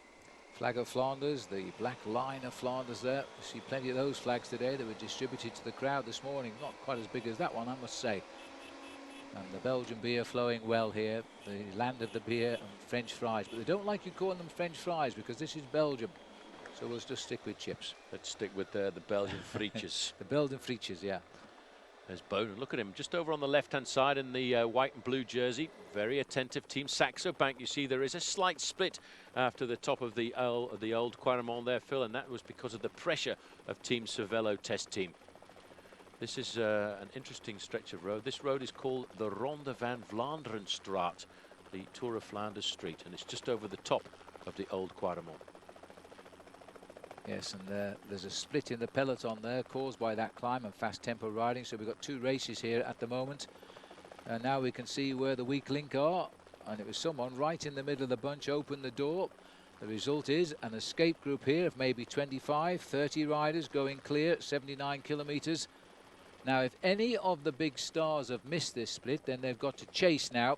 And it's the helpers who on the same team who they rely on to try and close that gap. If you followed the Tour of Flanders for a long time, the race used to go down to the right there and right down, and the next climb of the day would have been, of course, the Koppenberg. But nowadays they're taking the race off to the left-hand side to put one more climb in before the Koppenberg, and that will, of course, be the Paterberg, which is a climb of only around about 360 meters. But it doesn't really make that much difference because it's a wall. Absolutely, it's a real brute. Now, it's interesting, this ball. That's a nasty-looking split. That is quite dangerous, and we unfortunately can't tell you any information because at this stage of a split like that, the race referees don't allow anybody near the race in case they use the vehicles or motorbikes or the cars to close the gap down. As you can see, it's a complete void down there now. It's what the race referees call a barrage. And until this develops, we're going to have to go with just the pictures we see. But rest assured, the big men that count, certainly George Hincapie is right at the sharp end. Climb number 4. This is the 2 leaders. They're surviving with 41 seconds advantage. This is climb number 4 of the day, the Paterberg, 360 meters. But the percentage of the gradient here, Phil, at its steepest point is 20%. But look at the gap, Paul, down to 38 seconds. And as I say, they haven't really chased down these 2 leaders. They've been infighting, and the 2 leaders are coming back just by consequence of that. 77 kilometers to go. They'll also be aware now that they've split the peloton with their pacemaking. At this stage, they won't know if any of the big names, the likely favourites to win, have missed it, but they'll keep the pressure on because their team managers will have told them that the race is split. Well, Cervelo test team are on a mission here this afternoon because they realised there was a split. They want to keep that split from being brought back by the main field. Look at Tom Bonen over on the left-hand side, looking very calm and collected, just watching the men in black do their job at the front end of the main field. Hushoft right up at the front end of the main field. Hincapie not very far away either. Everybody waiting to see just exactly how this has developed. I have a feeling that the man in blue there, Bonen, Phil, is looking extremely strong. He's making a huge effort here. He's won this race twice before, and he's aiming for a 3rd today, which would put him in an elite group of only 5 names, including himself, if he were to win today. Nobody has ever won this race on 4 occasions. It shows you how hard it really is. These are the 2 leaders over the top of the Paterberg. But the fact that Bonen is here, Hushoft is here, Hausler is here, Hincapie is here, and I'm pretty sure I've seen Pozzato, so the favourites haven't slipped up. No, they've been very attentive. Fletcher is in second position. Boonen is enjoying that climb. He's riding with confidence, with strength, just looking over to check the faces on the other riders in the group with him. Now you can start to see there's a little bit of a first selection coming on this climb there. I think that was Maskant going around the corner there for Garmin. Just having a look down to see what sort of damage, to see if anybody's missed out on this move here this afternoon. But it looks as if there's been a slight regrouping. to Sato going around there in the blue. Still a lot of riders in quick step to be able to assist Tom Boonen later on in the day. Just getting a look at all of the riders here. Garmin Slipstream have got at least 2 riders in the front half of the split at the moment. But we're not sure whether that split is still on or whether this is the next group. Here's life at the back of the group here. And losing ground is Angelo Furlan again. He was at the back earlier on, but this time I think he's in the spot of bother. Oh, maybe not. Well, he's one of the big sprinters, and I think he's not enjoying the Ronde van Vlaanderen. The sprinters would rather sit in a big pack for a race of 200 kilometers and then leap out down towards the end of the day. Aurélien Clerc, one of the other sprinters, number 21 there. Switzerland, he's having a hard time too with these climbs, and he knows it's psychologically it's very difficult in a race like the Tour of Flanders, because once you've buried yourself on a climb like this, you know that in 4 or 5 kilometers time you've got to do it all over again. And just look how quickly those legs locked up and he lost contact there, Clerc. As we now see, this is a serious split. This is a very serious split, and I'm not sure they're going to recover from this, the second bunch. A chance from the helicopter, maybe we'll get some idea here, relationship. Well, it's not only a serious split, Paul, but they split the leading group by the look of it as well. They have. There's only 5 kilometers now to go to the Koppenberg. A little bit of discussion going on from Cervelo test team saying, look, guys, we've made the split. Let's all get ourselves organized and take advantage of this situation, because we've got 3 miles to go to the Koppenberg. Well, they're looking over the shoulder and wondering where the rest of the race is. There's 17 riders here, approximately. There is the gap which has happened on the Paterberg, and Cervelo rather like this situation, so they're going to try and prise it open a bit further. Well, this might well be Hayden Wilson here who's trying to open up a gap for Cervelo. Bit of nervousness. See how Quickstep immediately sends somebody out there to make sure they have a policeman present and correct.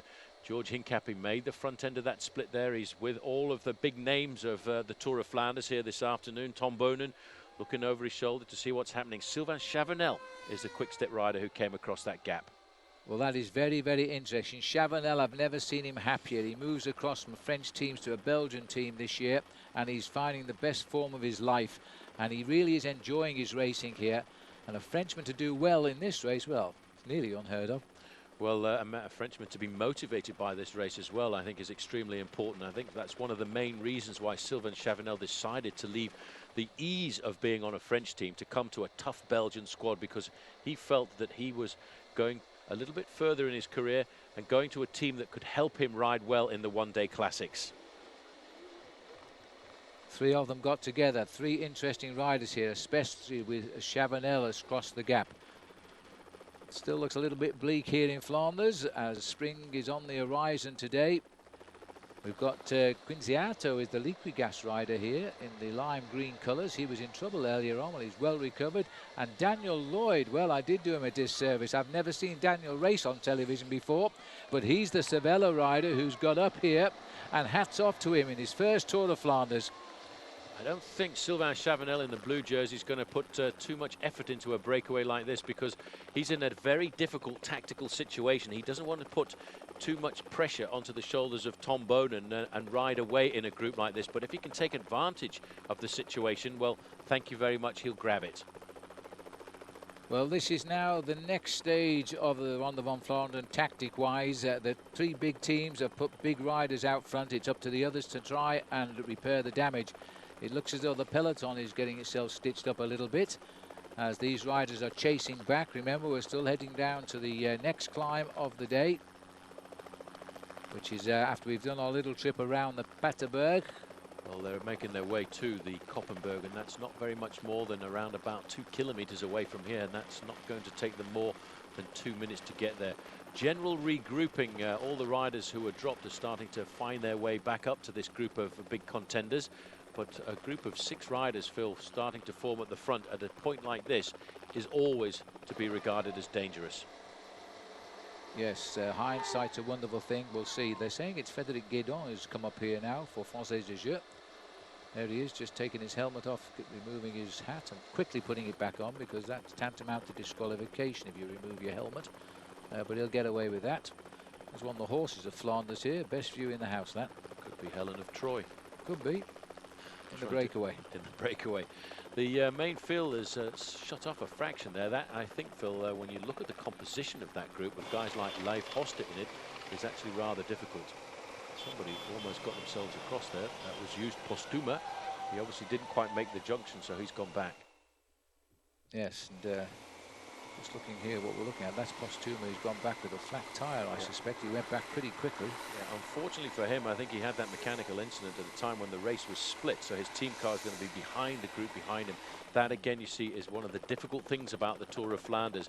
The team cars, because the race is splitting up all the time, can sometimes be 2 or 3 minutes behind a rider. That was very unlucky. That, in fact, I can hear the race referees calling for the team car of Postuma now with a new wheel. So how unlucky is that? You get across and then you have a flat tyre. Still no answer to those sort of problems. The peloton has shut down. This will be an interesting next challenge coming up now. The gap is 15 seconds here only, so we're going to see Lloyd, Chavanel, Quinziato, Hoster, etc. Bridge the gap to the leaders. Then we have a different race on our hands here. 6 riders now chasing. I don't think we join the 2 leaders. No, they're just in front. Well, Chavanel would be quite happy about this situation. This looks like Bernard Eisel. A bit of a problem at the back him for Hill. It's a back wheel. And in fact, he obviously knew that he had a team car not too far away from there, because he stopped to change his wheel. Well, there are the 6 riders stepping on the gas, and for the first time, for quite a long time today, they're seeing the front of the Ronde van Vlaanderen, because there are the 2 leaders, Kuzinski and Wim de Vogt, are about to be joined by 6 chasers. Not the end of the world for them, frankly. 6 riders coming up are better than the peloton. They may well be able to integrate here, making 8 leaders. La grinta. That's an Italian word which very much explains what you need to be a great bike rider: courage and determination. Yes, I don't think we need to be a specialist in a challenge to know what grinta means. Grit your teeth and get on with it, as they now go on to these lovely narrow roads of Flanders. Looking for the Koppenberg, the next climb of the day, climb number 5 of 16 in the Ronde van Vlaanderen. And I'm a bit surprised to see the main field turn off. This is a very tactical moment. Probably the most dangerous rider in this group of counter-attackers, I would have to say, is Leif Hoste. On 3 occasions, he's been second in the Ronde van Vlaanderen, and he's promised to keep going until he gets himself onto the top step of the podium. That's Hoste there in the red jersey of Team Silence Lotto. Well, I'm interested to see just what Hoster's got planned here. He knows what it's like to finish second in this event. He's done it on 3 occasions, but he's never won it. He'd be the most popular man in Belgium if he turned it round today, Leif Hoste. And, you know, he's always inspired by this event. 6 riders, shortly to be 8, as we swing up towards the Koppenberg. Right-hand bend.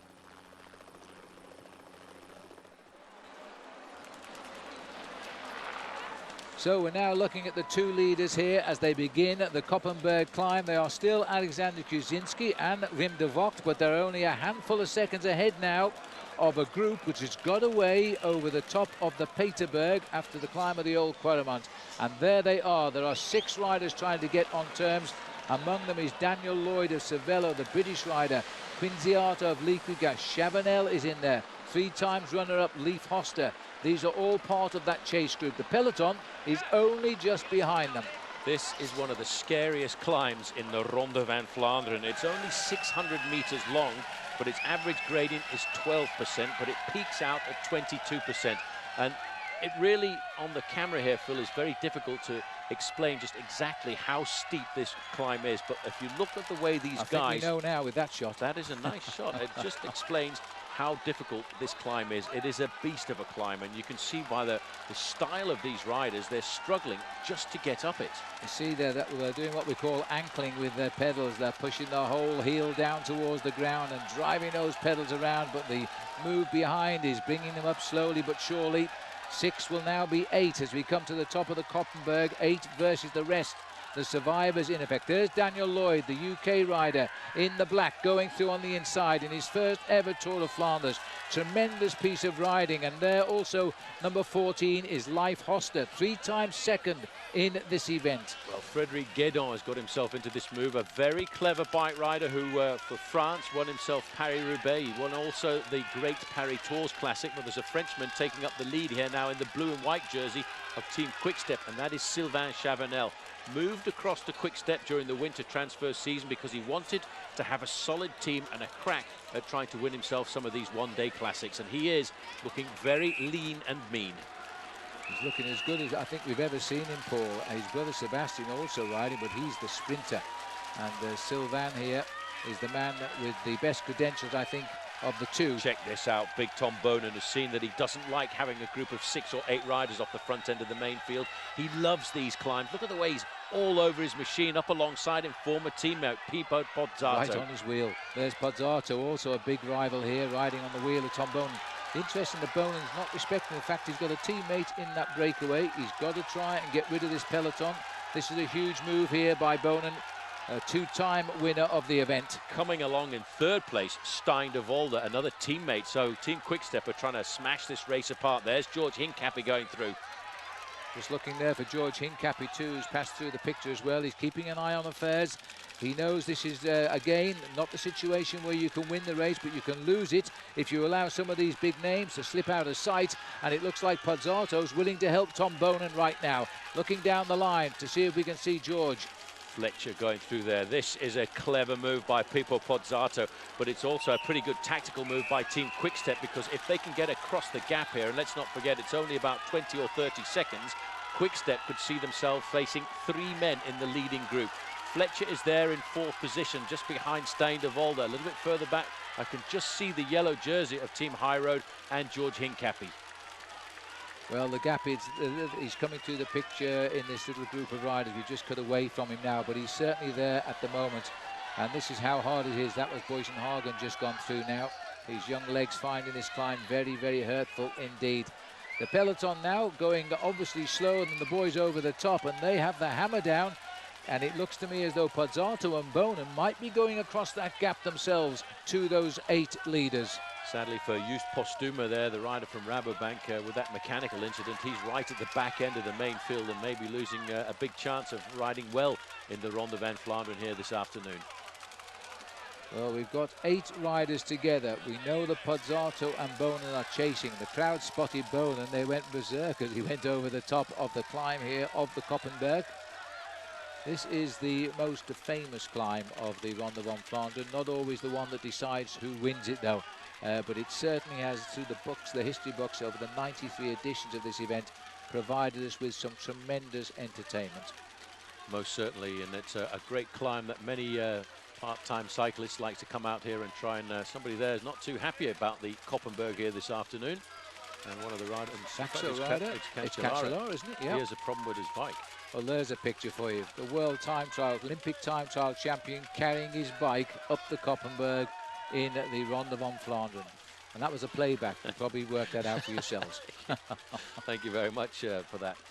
Now, this is still the remnants of these guys trying to get themselves to the top of the climb. Now, for Fabian Cancellara, by the way, Phil, walking up the climb here, this is a bit of a problem because the team cars are not allowed to drive up the Koppenberg. So he's got to hope that there's a car at the top there and a pit stop where he can get himself a new machine. But I think for him, the Ronde van Vlaanderen is pretty much over. He's a wry smile there for Fabian. In fact, he's going to provide all of the photographers here with a picture and show them what's wrong with his bike. Oh, he's no chain on it. Well, that's it. Snap chain, no team car, end of the Ronde. Goodbye. That's a shame because I think he was looking to find himself a return to the form. The photographers there also are not allowed to drive up this. In fact, there's a little road round the back that they have to come up on to get themselves photographs of the Koppenberg. And it goes back to the days when the race referees ran over Alan Piper, didn't they? I think it was Jesper Skibby from Denmark, that's right. He couldn't get out of the way, couldn't climb any faster, and the race was coming up behind, so they pushed their way through and went over the wheels of his bike. So there we are, we're over the top of the Koppenberg now. We still have 8 leaders as we regroup here. This tour is going on to the finish. Well, the 8 leaders looking over their shoulders, they're going to try and get themselves organised. Sylvain Chavanel looking for his team helper to take on board drinks, take on board extra food to make sure that he gets himself through the next 68 kilometres. Leif Hoster there in second position must be thinking this is a bonus here this afternoon because I haven't had to do hardly any effort to get myself into this position. We keep looking back down the road there to see if there's any sight of Pozzato and Tom Bonen coming across the gap. Well, Leafy Gas now have got 2 riders up here because they join, but there is the peloton around the bend. It's hardly escaped this breakaway, but what it does tell us is there has been a new break formed in the chase as we've cut back here to Cancellara, I think, have we? No new chain for him, which is rather sad. He's about to head back to Bern in Switzerland. He'll probably stay around perhaps to ride the rest of this week's classics, who knows. That's his mechanic there phoning for a new bike, but I think it'll take a while.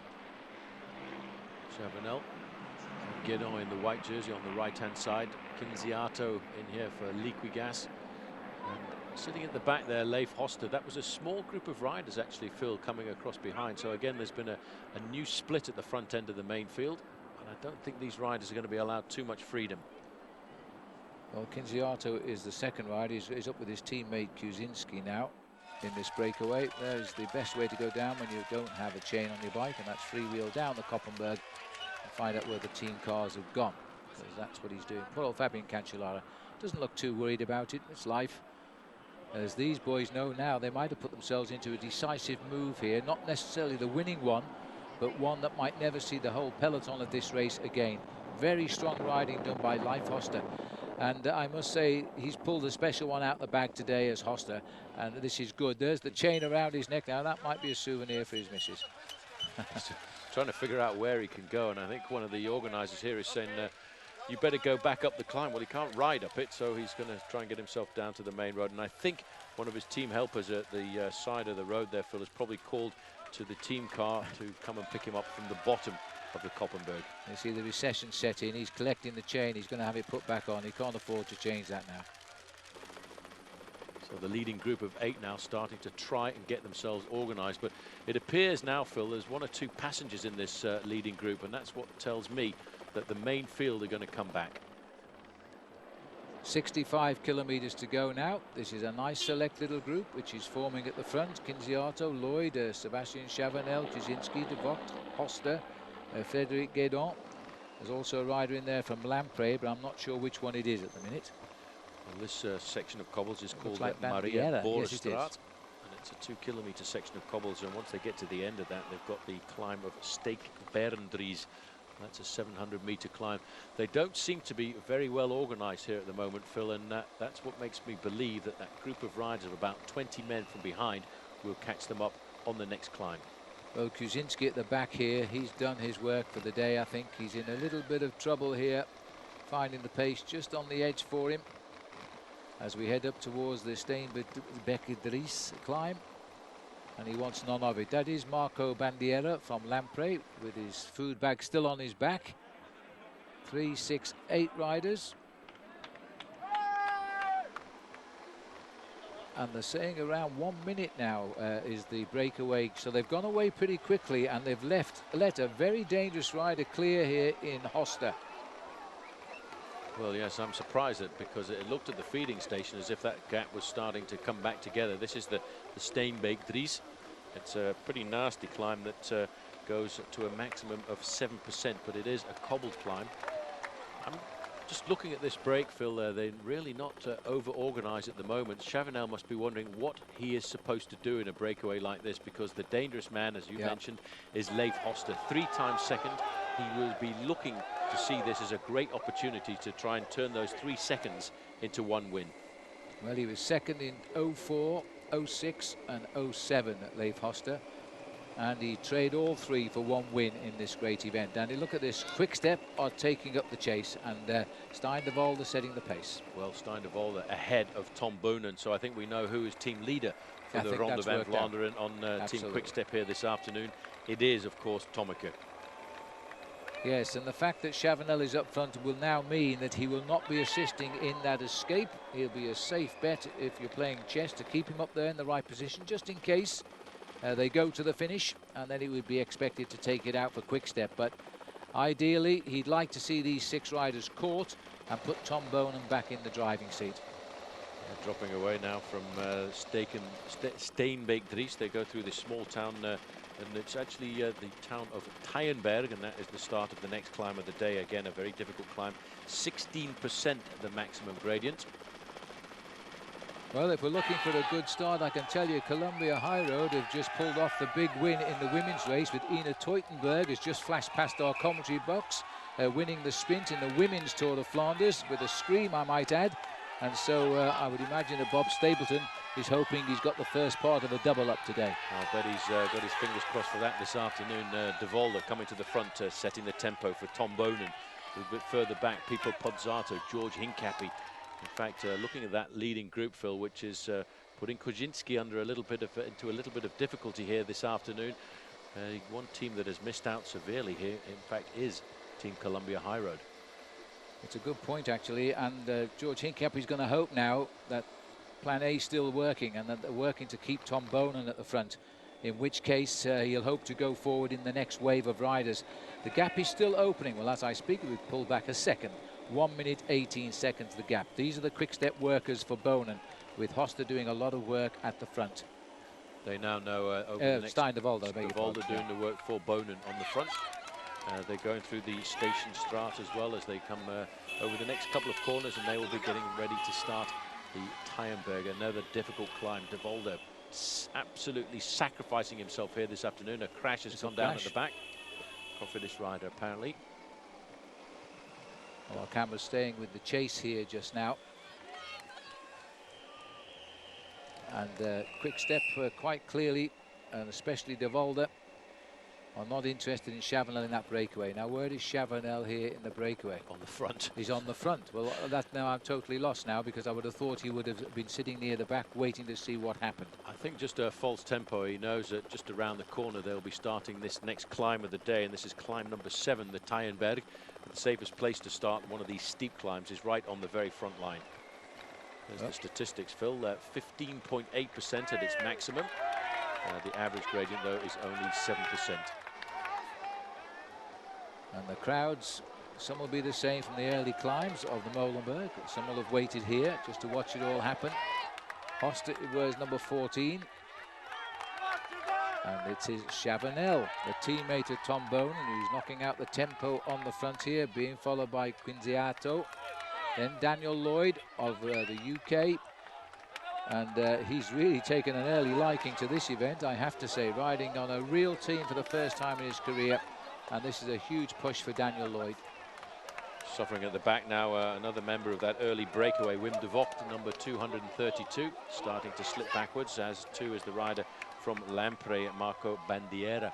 They're starting to understand now why this is such a special bike race. Chavanel looking over his shoulder to see what sort of damage has been done. He now has to be very attentive, because he is earning himself the position and role of team policeman. And look at Bonen here, Phil. He is not letting anything go. He's going to give everything he can. He's trying to ride across a 1 minute gap here on the Tyenberg alone, followed by Pozzato. And he uses these little climbs and his pure strength. He knows he's going to have to use just about everything. He's saving nothing here. Absolute strength. Again, you see the flashes of a Belgian champion on his shirt cuffs. But Pozzato's marking him today, ex-teammates. And we need to see George. It looks like George is just in our picture back there, so he's trying to hold on and keep them in sight. But Tom Bonen wants to break the elastic and then race across to that front group of 8. He tried it on the Koppenberg, and he's trying it again now on the Tyenberg. He wants this race, Phil. He is dreaming of winning this bike race this afternoon. He's got a good ally at the moment in Pipo Pozzato. Isn't it funny how the world goes around and comes around? They're on separate teams now, but a number of years ago they were on the same quick-step team when Pipo Pozzato rose to fame and won himself Milan-San Remo. Now, although on separate teams, they will have to try and work together to bridge that gap, and they've taken 15 seconds off that gap already. Last Italian to win this was Alessandro Ballan, the world champion in 2007 when he won this. He's the world champion currently. The gap has come down with that terrific turn of speed by Tom Bonen. It's back to 44 seconds there. A select little group has cracked off the front as well. I'm looking for yellow and white of Hincapie, and could be just on the back there. That looked like George coming through with that lead group. Yes, but that acceleration by Tom Bonen has once again, Phil, created a certain amount of damage in this main field. In fact, there isn't really a main field anymore. No. It's splinter groups coming back together and getting fractioned apart. Well, look at the face here of Tomaker as he now really drives on. For the moment, he doesn't care who sat on his back wheel, because he's more interested in reaching that group. And it's very important, he feels, he gets to it quickly. But there's 5 or 6 riders, 5 in fact, coming across, and I think one is George Hincapie. 2, 3 riders from Team Cervelo test team have seen how dangerous that acceleration is, and they're trying to scramble themselves back into this bike race. Well, last year Tom Bonen won Paris-Roubaix for the 2nd time. He'll bid a week today for a 3rd win in that race and join a band of elite cyclists too. Today he bids for a 3rd win here in the Ronde van Vlaanderen, as he also comes, and in fact that is Marcus Burkhardt at the back here. It's not George Hincapie who's got into the group, it's his teammate Burkhardt. Well, he was one of the spare leaders of Team Columbia here this afternoon. He's going to sit on the back of this group. I don't think he'll offer too much assistance in trying to get off across the gap, because he'll be looking over his shoulder wondering where is big George Hincapie, because I think Hincapie is the man for today for Team Columbia. Well, there is Bonen, and there's no doubt the other 5 are going to bridge, so it's 7 chases, 8 at the moment. 1 or 2 big names have now slipped away from our radar, just for the moment at least. There's still plenty of hills to come, mind you, but these are the big hills, the ones that really hurt in the middle, where the foundations are laid for victory. So our cameraman swings around the road. He picks up the chase group here with Burkhardt, not willing to work with this. He's going along for the ride to see how it develops. Well, it appears that Tom Bonen really wants to get himself across the gap, but he's actually not getting any help from anybody. He's in a strong tactical position with his team, at least, because at least they've got a man in the leading group by the name of Sylvain Chavanel, but that's not what he wants. He wants to win this bike race for himself. He has to be mean this afternoon. He has to not think about his teammates. He's got to bang on the table and say, I'm the boss. 34 seconds, the gap. It really isn't very much at all, but I think this breakaway, this chase group rather, is going to be strengthened by, and somebody else is coming onto the back there, and that looks like it might be George Hincapie who's hooked up to the back. I think there's now 2 Team Columbia riders here. It's a bit difficult to see it, but there's more riders getting on. The return of quite a slice of the peloton here on that right-hander. 35 seconds the gap, but remember that is the 8 leaders as we go to Echthoven. 35 seconds, it's nothing. 38 miles or 60 kilometers to go. See the mechanics, they're spread around the route now because the cars can't follow, so they put mechanics in strategic positions in the hope that if they do have a teammate with a flat tire, or a team rider rather, they'll be in the right position to give him a wheel. Somewhat illegal, but I think in a race like the Tour of Flanders and Paris-Roubaix, because of the situation of the race and how difficult it is to service the riders, the race referees tend to cast a blind eye to these somewhat illicit pit stops out on the road. He'll be telling me they've got compassion next. Anyway, that ride is just going through there. Is Greg van Avermaet now, another man that's been under the critical hammer of the press here in Belgium. Well, he's got himself into a very select group now, and he has said all along his form is coming, and today is his big day. Perhaps he's the lead around this bend just now for Silence Lotto. Let's have a look up the road. It seems a long way, 30 seconds, 37 seconds, doesn't it? It is a very long way, around about a half a kilometre at speeds like this. These riders moving away at 60 kilometres to go. They're facing up in about 1.5 kilometres to the 8th climb of the day, and that is the climb of the Eikenberg. A long climb at 1.1 kilometres, and a climb where I wonder if Tom Bonen will once again try and get himself across the gap, because the situation he's finding himself at the moment, Phil, is he hasn't got any friends in that group at all.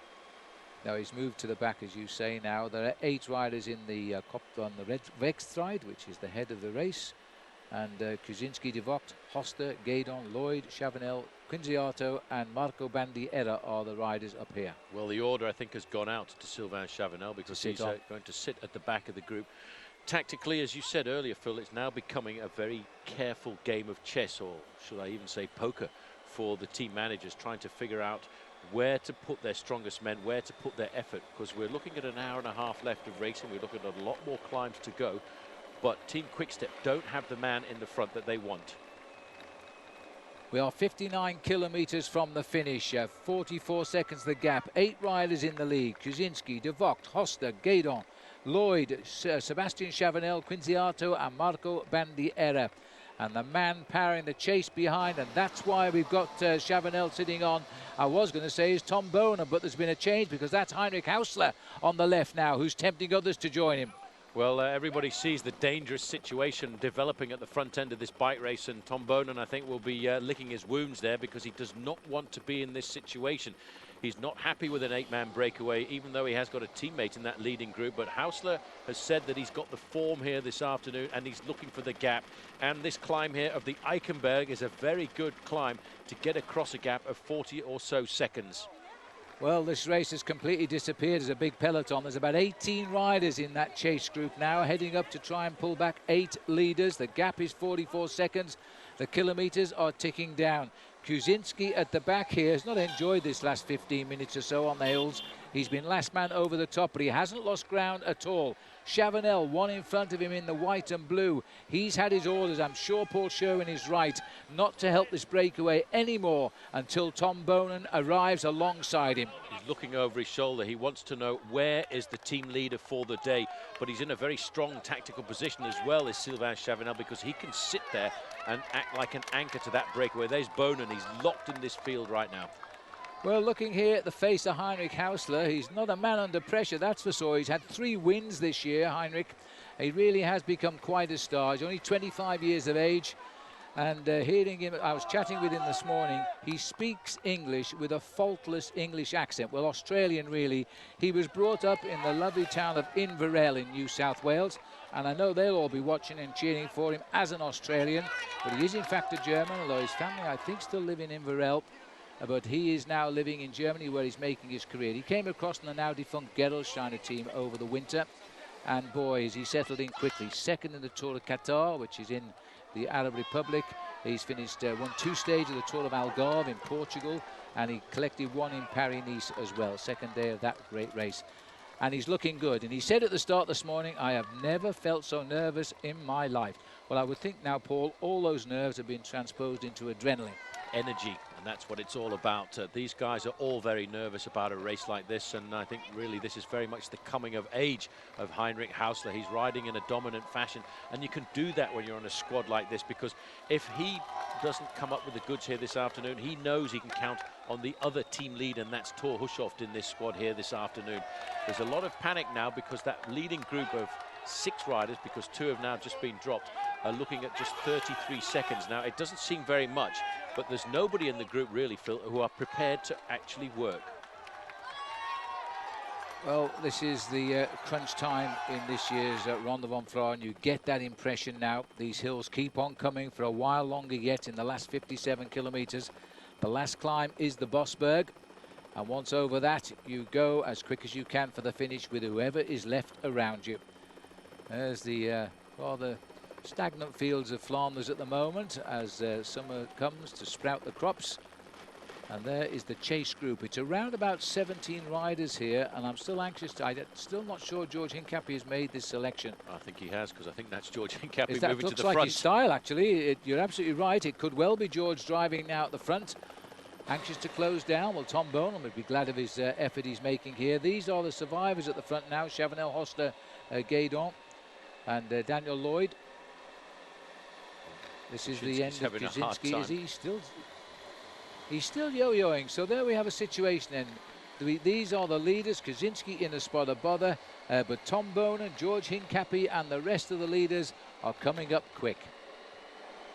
Over the top of the Eichenberg now, they've covered that one. They're dropping down into the small town of Mater, and they'll come up with a brand new climb, which I actually haven't seen before, Phil, and that is the climb of Varente, or Varenteberg. It's a short climb, but it's only 10%, and it is a cobbled climb as well. Well, 10% in old money, that's 1 in 10. That sounds pretty steep when it's on cobbles to me, but we'll find out. There's the leaders. Now, this is the chase group. There's another big peloton around to our right there, which has got all the cars trapped behind it. Here it comes now. So these boys aren't out of the hunt yet, trying to repair the damage, and that's about another 16 or 17 riders. I think we could safely say now, across the spread of 50 seconds, there are probably 50 riders left in with a chance now into this year's Ronde van Vlaanderen. Well, one team there who've obviously missed out because there's a bit of organisation at the front end of that group. Group number 3 trying to pull themselves back into the Tour of Flanders here this afternoon. But it has been, so far, I have to say, Phil, a very chaotic race for the team managers to try and manage. Well, it's been very difficult because it's been changing very, very quickly. And for the team managers trapped back in those cars, they haven't seen a lot of the action today because it's been splitting up, but never really out of sight of each other. This, I think, is the second group we're looking at the moment. And up the road there will be the leaders. That's the third group bottom left, second group top right. And somewhere around behind the church, we should find our front runners. I think there are 8 again now. Well, they're starting to open up the gap again. It came down to just the 30-second mark. It's now up to 48 seconds and very carefully climbing its way up towards the 1-minute margin. Unless, of course, that group number 2 on the road gets themselves organised in a decided chase. 55 kilometres to go, 49 seconds the gap. These two groups look like making a peloton of around 35 riders. I think they're going to come back together on this smooth section of road, which will put 1 or 2 more strong men back in the mix. Riders who got picked off by mistake but still have plenty of power in those legs, and they're getting invited back for a second bite of the cherry here. Well, we've been over 8 climbs already and there's still 8 climbs to go. That is the small town there, isn't it, of Sint Maria Horbeck. That's an indication that these guys are on their way to the next climb of the day, the climb of Varent. Yeah, this is the third group here, and the Quick Step boys trying to repair the damage, including Matteo Tessato, another strong man, got caught out, but they've come back together now. They've reformed. And at the moment, when it comes back together, Hausler has decided he's going to have another go at trying to get himself off the front end of this field. The rider trying to get across there is one of the riders from Rabobank. It's not Juan Antonio Fletcher. I'm just wondering if what Hausler's plans are now. Clearly he's feeling strong, but is he working for himself or for Hushoff? That's now the question. As Hausler's joined there. De Volder has come across, and then Van Avermaet coming across as well. Again, very strange tactics. That whole group is starting to reform, and what that will do when you get a group reforming like this, all of a sudden for the next 10 kilometers or so, they'll probably start to slow down, and that will give the advantage to the attackers. Just watch the 58 seconds start to climb a little bit now. There's the stretching at the backs. Now we're all together. We'll wait for the next obstacle to see just who can go on the next one now. These are the leaders. There's 7 of them here. Oh, there's 8. 2, can't count. 2, 4, 6, 7. 7 of them as we climb Varent. The only man to disappear, in fact, is Wim de Vocht, the rider from Vacances Soleil, who was in the breakaway early on. Kosinski, one of the riders from Team Liquigas, has been in and out of this breakaway. I think he's hanging on by the skin of his teeth. But he's hanging on, and if you don't suffer and hurt yourself, well, you'll never win a bike race, that's for sure. And so often we've seen guys who have been appearing down and out. There's the lone Wim de Vocht there, making his way up the climb. And here comes the cavalry, about 35 strong, forming behind him. But if you don't make the big effort to stay in there, you're never going to win a race, are you? Quick Step trying to get control of this again now, but for the moment, on tactic points, you've got to give Cervelo the big points so far. They've played some good plans, but it hasn't worked out yet. There's the 2 former Belgian champions riding side by side as they now decide on the next plan, clearly waiting for the next hill. We are now looking at the riders here on the new climb of Varent here. This is a 10% climb. These are the leaders. The only rider dropped from the front 8 is, in fact, Wim de Vocht, who's now out of it and heading back to a chase group of around about 35 riders, including Tom Bonen, George Hincapie, Leif Hoster, and all of the stars. Pizzato is in there as well. Well, not want to say anything against Dan Lloyd, who's the rider in the black jersey there of Cervelo Test Team. We've talked about how well Team Cervelo Test Team have done so far tactically, but I'm not sure that they've got the right man that they want in this leading breakaway either. Obviously, Quick Step certainly don't have. The only team who've really got the man in the break that they wanted in the break at the start of the day is Team Silence Lotto, the team that's been heavily criticised for the last 2 weeks by the Belgian press, but they've got their man, Leif Hoster, up there and present. Well, they're very hard taskmasters, the Belgians press, because they really do have this #1 sport here in Belgium. The papers are full of cycling reports, and they expected to have a better build-up by Silence Lotto for the Ronde van Vlaanderen. Well, today I think Silence Lotto have tried to be very much a part of this race, and they've landed a good man up front there in Hoster, maybe a bit early on. There's Tom Bonen, just dropping the zip a little bit. He's tried twice on the big climbs to split the chase. He's done it, but they've come back. Pozzato rides on his right shoulder, as the Stein de Volder here sets the pace as well for him. Last year's winner of this event. This is the back of the field here. The baller world rider there is Paolo Longo. But there's been quite a regrouping by the riders right now, and they're not really attacking this with any aggression. I have a feeling Team Quickstep have been given the word right. Calm down.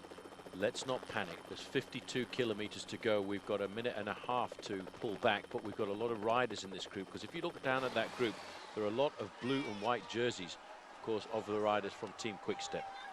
This is Emmanuel Viti from Case de Palm. Just got himself back up to the leaders. And there's a little bit of trouble there, and that looks as though poor old Wim de Vocht taking time out for a new wheel. Well, he was coming back anyway, so he got a rest as well. Now he can join the Lateless Chase group. And a brand new wheel. Yep. Just sitting at the back here is Cervelo's Jeremy Hunt, and it's nice to see Jeremy Hunt found himself a place on this team.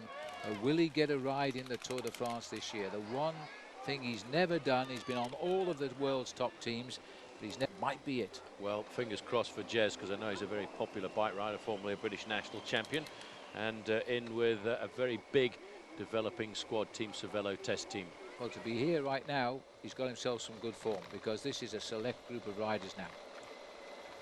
Columbia High Road, I think, have been given a little bit of a nod to say, look, we're not represented in that leading group, but although there's a lot of riders in this group from Team Quickstep, they've got one of their pre-race favourites in the breakaway, and that's Sylvain Chavanel. Maybe not the man that they wanted, but they are represented. We are not, so we must chase. Now let's see who's working, who isn't. Hoster's sat at the back here. We're just making sure how it goes. Is Daniel Lloyd in the black there doing any help to keep this group away? It's interesting. But we're looking here at 7 leaders now, 52 kilometers to go, and the gap has gone up from 58 seconds to a minute 41. It's still anybody's race. Foster just sitting on the back there in the black and red jersey of Team Silence Lotto. Every time he gets that information of the time gap, he will be feeling extremely happy. But he'll have to bide his time, because he knows that to win this bike race, he's got to wait to the next most strategic points, and I have to say that nearly always is the climb right down towards the end of the Mur de Grammont, and that's still an awful a long way to go from where we are now. Well, Lloyd's gone through and done his turn, and now it's Quinto there. They're riding side by side. Now Kuczynski's going through. Then it's Guédon, the French rider, Française de Jeu. Chavanel is going to... It's only Leif Hoster who is doing absolutely nothing here. Yes, it's rather strange, though, because they don't look as if, to use cycling jargon, they're burying themselves. No. They're riding at a steady pace, but they're still opening up their advantage over the front end of the main field, which leads me to believe that a little bit later on we will see a savage reaction from the peloton, probably with a chase coming from Team Columbia and, of course, Mélanger in there with a little bit of quick step. Well, I must say that you can't really say that it's not full of favourites up there, because with a rider like Hoster, a big danger, and maybe he's not convinced the riders around him are good enough to race to the finish, and he's trying to just keep a little bit in reserve in case and if and when Tomaca comes up, Tom Bonen or Pozzato or George Hincapie, because they're in here. There's a lot of riders from Quickstep, though, so that leads me to believe that they've still got some serious firepower under their belts for later on in the race. We've still got a lot more climbs to go. We've got 6 more climbs to go before we get down to the end, and that is how you see the Tour of Flanders in as many places as possible. Get to a strategic point, watch the bike race go by, and then rush off to get into the cars.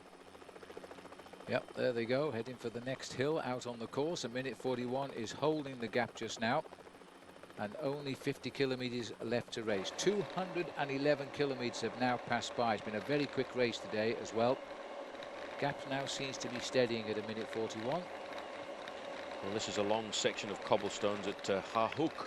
It's a 2-kilometer section of cobbles, and you can see they've started to pick up the pace. The crowds are all over this Ronde van Vlaanderen here this afternoon.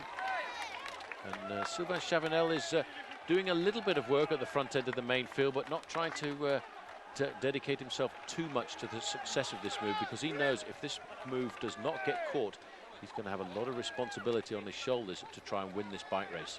And you see how he's moved up the line. There's the 50 kilometer to go, so we're almost in sync, aren't we? As you look, Hoster whenever there's a likely danger point of the race, like a climb or a stretch of cobblestones, he moves away up towards the front of the race. He's a very clever rider. Very strong rider too, a man who's looking to get himself the victory. He dreams of victory. He's been so close on so many occasions, and he's been pipped at the line. And here this afternoon, he's going to have to play a very clever game over the next hour or so of racing to make sure that he doesn't use up too much of his energy, because I'm sure to win this bike race, if he is going to win it, he would want to win it on his own. Well, it's Gaydon and Quinziato who are trying to push away here and being monitored by Chavanel and Daniel Lloyd. Then comes Leif Hoster, and just off the back there, for the moment at least, is Kaczynski. A minute 39, they nudged a second there as the peloton on the same stretch of cobblestones here. Well, the time gap starting to twist around a fraction as Columbia High Road come up to the front end of the main field, and they'll whip it up on this section of cobblestones. As long as they can keep it at around about the 1 minute mark, then it's not completely over and done with. Well, just behind, and I'm not sure that's Marcus Burkhardt who's setting the pace there, but just behind him is all teammates of the riders up in that breakaway, and they're not willing to help him right now. So that's the advantage of having teammates in the group. As we look down now from the helicopters, this is the compact chase group in the Tour of Flanders, passing under the 50 kilometers to go, so that's 31 miles, and the gap is holding at 1 minute and 38 seconds. 7 riders up front. Well, those 7 riders, they've built up their advantage over the last few kilometers to almost the 2 minute marker. That's a very select main field that really has been decimated by the continual ascension of these small climbs in the Flanders. I could just notice, Phil, a few more riders starting to ride themselves back into this group. So this group is swelling all of the time. It is. But still nobody has decided, yes, now is the time to organize a chase behind those 7 leaders.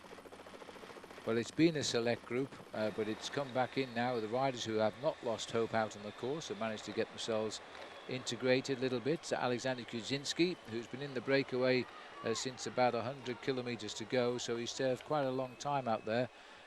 When we came on air, it was around 125 kilometers from the finish. They'd just gone clear of the field. So Kaczynski has a right to feel tired. His breakaway partner has gone.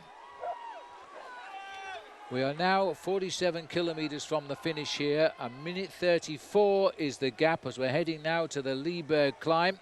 And this again will stretch the legs. The big question, Paul, is will Tom Bonen launch another attack on it from the chase? I think Bonen's going to wait for a little while now. He's got a lot of teammates alongside him, and he's in a very difficult situation because the man on the right there in the white jersey and blue shorts, that is his own teammate, Sylvain Chavanel, who is one of the pre-race favourites. But Bonen, I think, dearly wants to win this bike race here this afternoon for a 3rd time. He's biding his time probably for another 10 or 15 kilometres, and then he's going to ask his team to go to the front and kick up the chase. Well, here comes the reaction, and Lambau Credits have started the move again here as they push up the advantage. And Koen Barber, I think it is, who's trying to get him a little bit of a lead here as he swings onto the Lieberg, taking it wisely. And again, splitters are coming immediately at the front of the peloton. No reaction from the big names because they're watching one another here. Well, somebody coming across there from Colombia. This is a very dangerous time in the race because allowing these little moves of 1 and 2 and 3 riders to clip off the front, all of a sudden, without paying attention, you've got a 6 or a 7-man counter move going clear. And I think that's why you can see now there's a reaction coming at the front end of the peloton. But there's a massive big group coming back up from the rear. Just look at that long line now, as again, this is another group joining on. This is getting quite a big peloton, and they won't want this.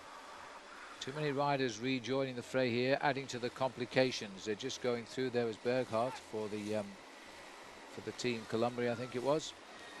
Pay serious attention to what is happening at the front end of the bike race, and trying to get away now. And in fact, quite interesting to note once again. In fact, it looks to me as if it's Eisel. Bernard Eisel. But look who's alongside him. Roger Hammond here now. Well, Hammond, he's playing the policeman, I think, here for Team Cervelo test team. Again, the teams are sending their lesser riders into these counter moves just in case something happens and it splits up a little bit later on. And in fact, that is Bert Sheelings here, the man that launched the attack from Lambau Credit. 3 riders, and you see again Cervelo playing a good card here in sending Hammond up to these leaders, acting as a policeman if you like, but a man quite capable of taking out a win. Don't forget, this is a rider who podiumed in Paris-Roubaix. And the reaction coming from Quick Step, who do not want small groups of riders to sneak off the front end of the main field like this. The main field now starting to get themselves up to climb number 10 of the day, and that is the climb of the Leiberg. Not a very difficult climb. It's an average gradient of 4.2%, but at its steepest part, it's almost 14%. Well, we're witnessing a very tactical race today. A lot of riders are using their teammates and strength because there seems to be a big equality this year. All the time, they're not over concerned by that breakaway. It's under control. It's out at 1 minute 13. They're not really reacting to the breakaway. They're trying to attack one another in the group as we go over these small hills. Once over the hills, the pressure is off again. It just goes to prove how courageous you have to be in a bike race like the Tour of Flanders. Bernard Eisel has been on the ground on 2 occasions that I've seen in the race so far. His shorts are completely ripped up, but he's come to the front of the pack here to set the tempo for George Hincapie. He knows that his teammate is in great form, and Hincapie spends a lot of time during the year working for the rest of the team, except for this 1 week. This 1 week, Tour of Flanders and Paris-Roubaix, I'd have to say, is George's week, and it has been for many, many years. It has indeed. He won Gent-Wevelgem during this great purple patch, and he's been placed, of course, in Paris-Roubaix. He always nearly won that event on many occasions. He was 5th in this event last year, but he has had a 3rd, so he knows he's capable of a big result. It's just got to all drop right on the day. 1:13. These boys still charge the way towards the next climb. What is the next climb? The next climb of the day is going to be Berendries. That's a climb number 11, and it comes at 43 kilometers to go to the finish. So there we are. Berendries is the next climb. Will that be where Tom Bone and George Hincapie finally snapped the elastic? Will it?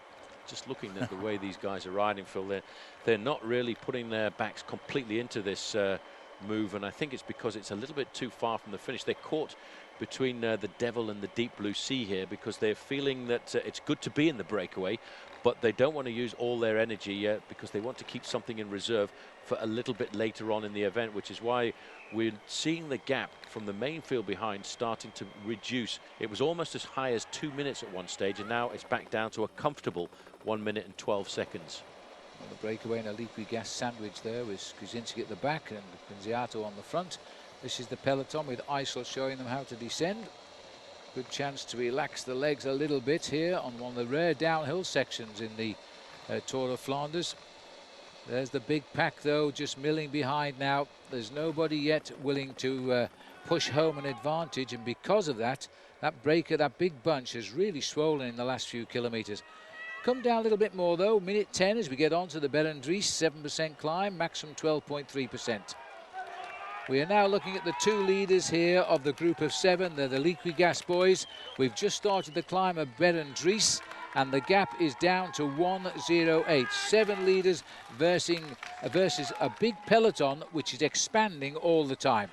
That main field behind at 1 minute and 8 seconds is expanding all of the time, and I have to say there are a lot of riders in that group from Team Quickstep, a lot of riders from Colombia, and a lot of riders trying to see whether or not they're going to pull back this group. This is a good acceleration here.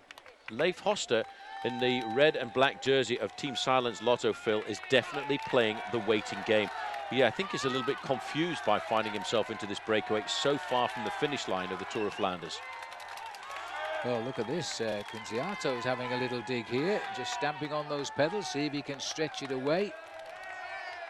That would be a big turn-up if he were to win for Italy. Straight across the gap is Sylvain Chavanel playing the job of policeman for Team Quickstep. He's playing the waiting game here this afternoon for Quickstep. He's almost a little bit of a joker in the pack for them, as he realizes it's his job to match all of these moves that might go clear, because if he misses a move, you can be absolutely certain Wilfred Peters, the team manager from that squad, will be rather annoyed tonight. Well, Chavanel's crossed the gap to Quinziato now. Yes, he's never won. I don't think he's ever finished in the first 6 in the Tour of Flanders, but he has ridden well at this time of the year in Belgium.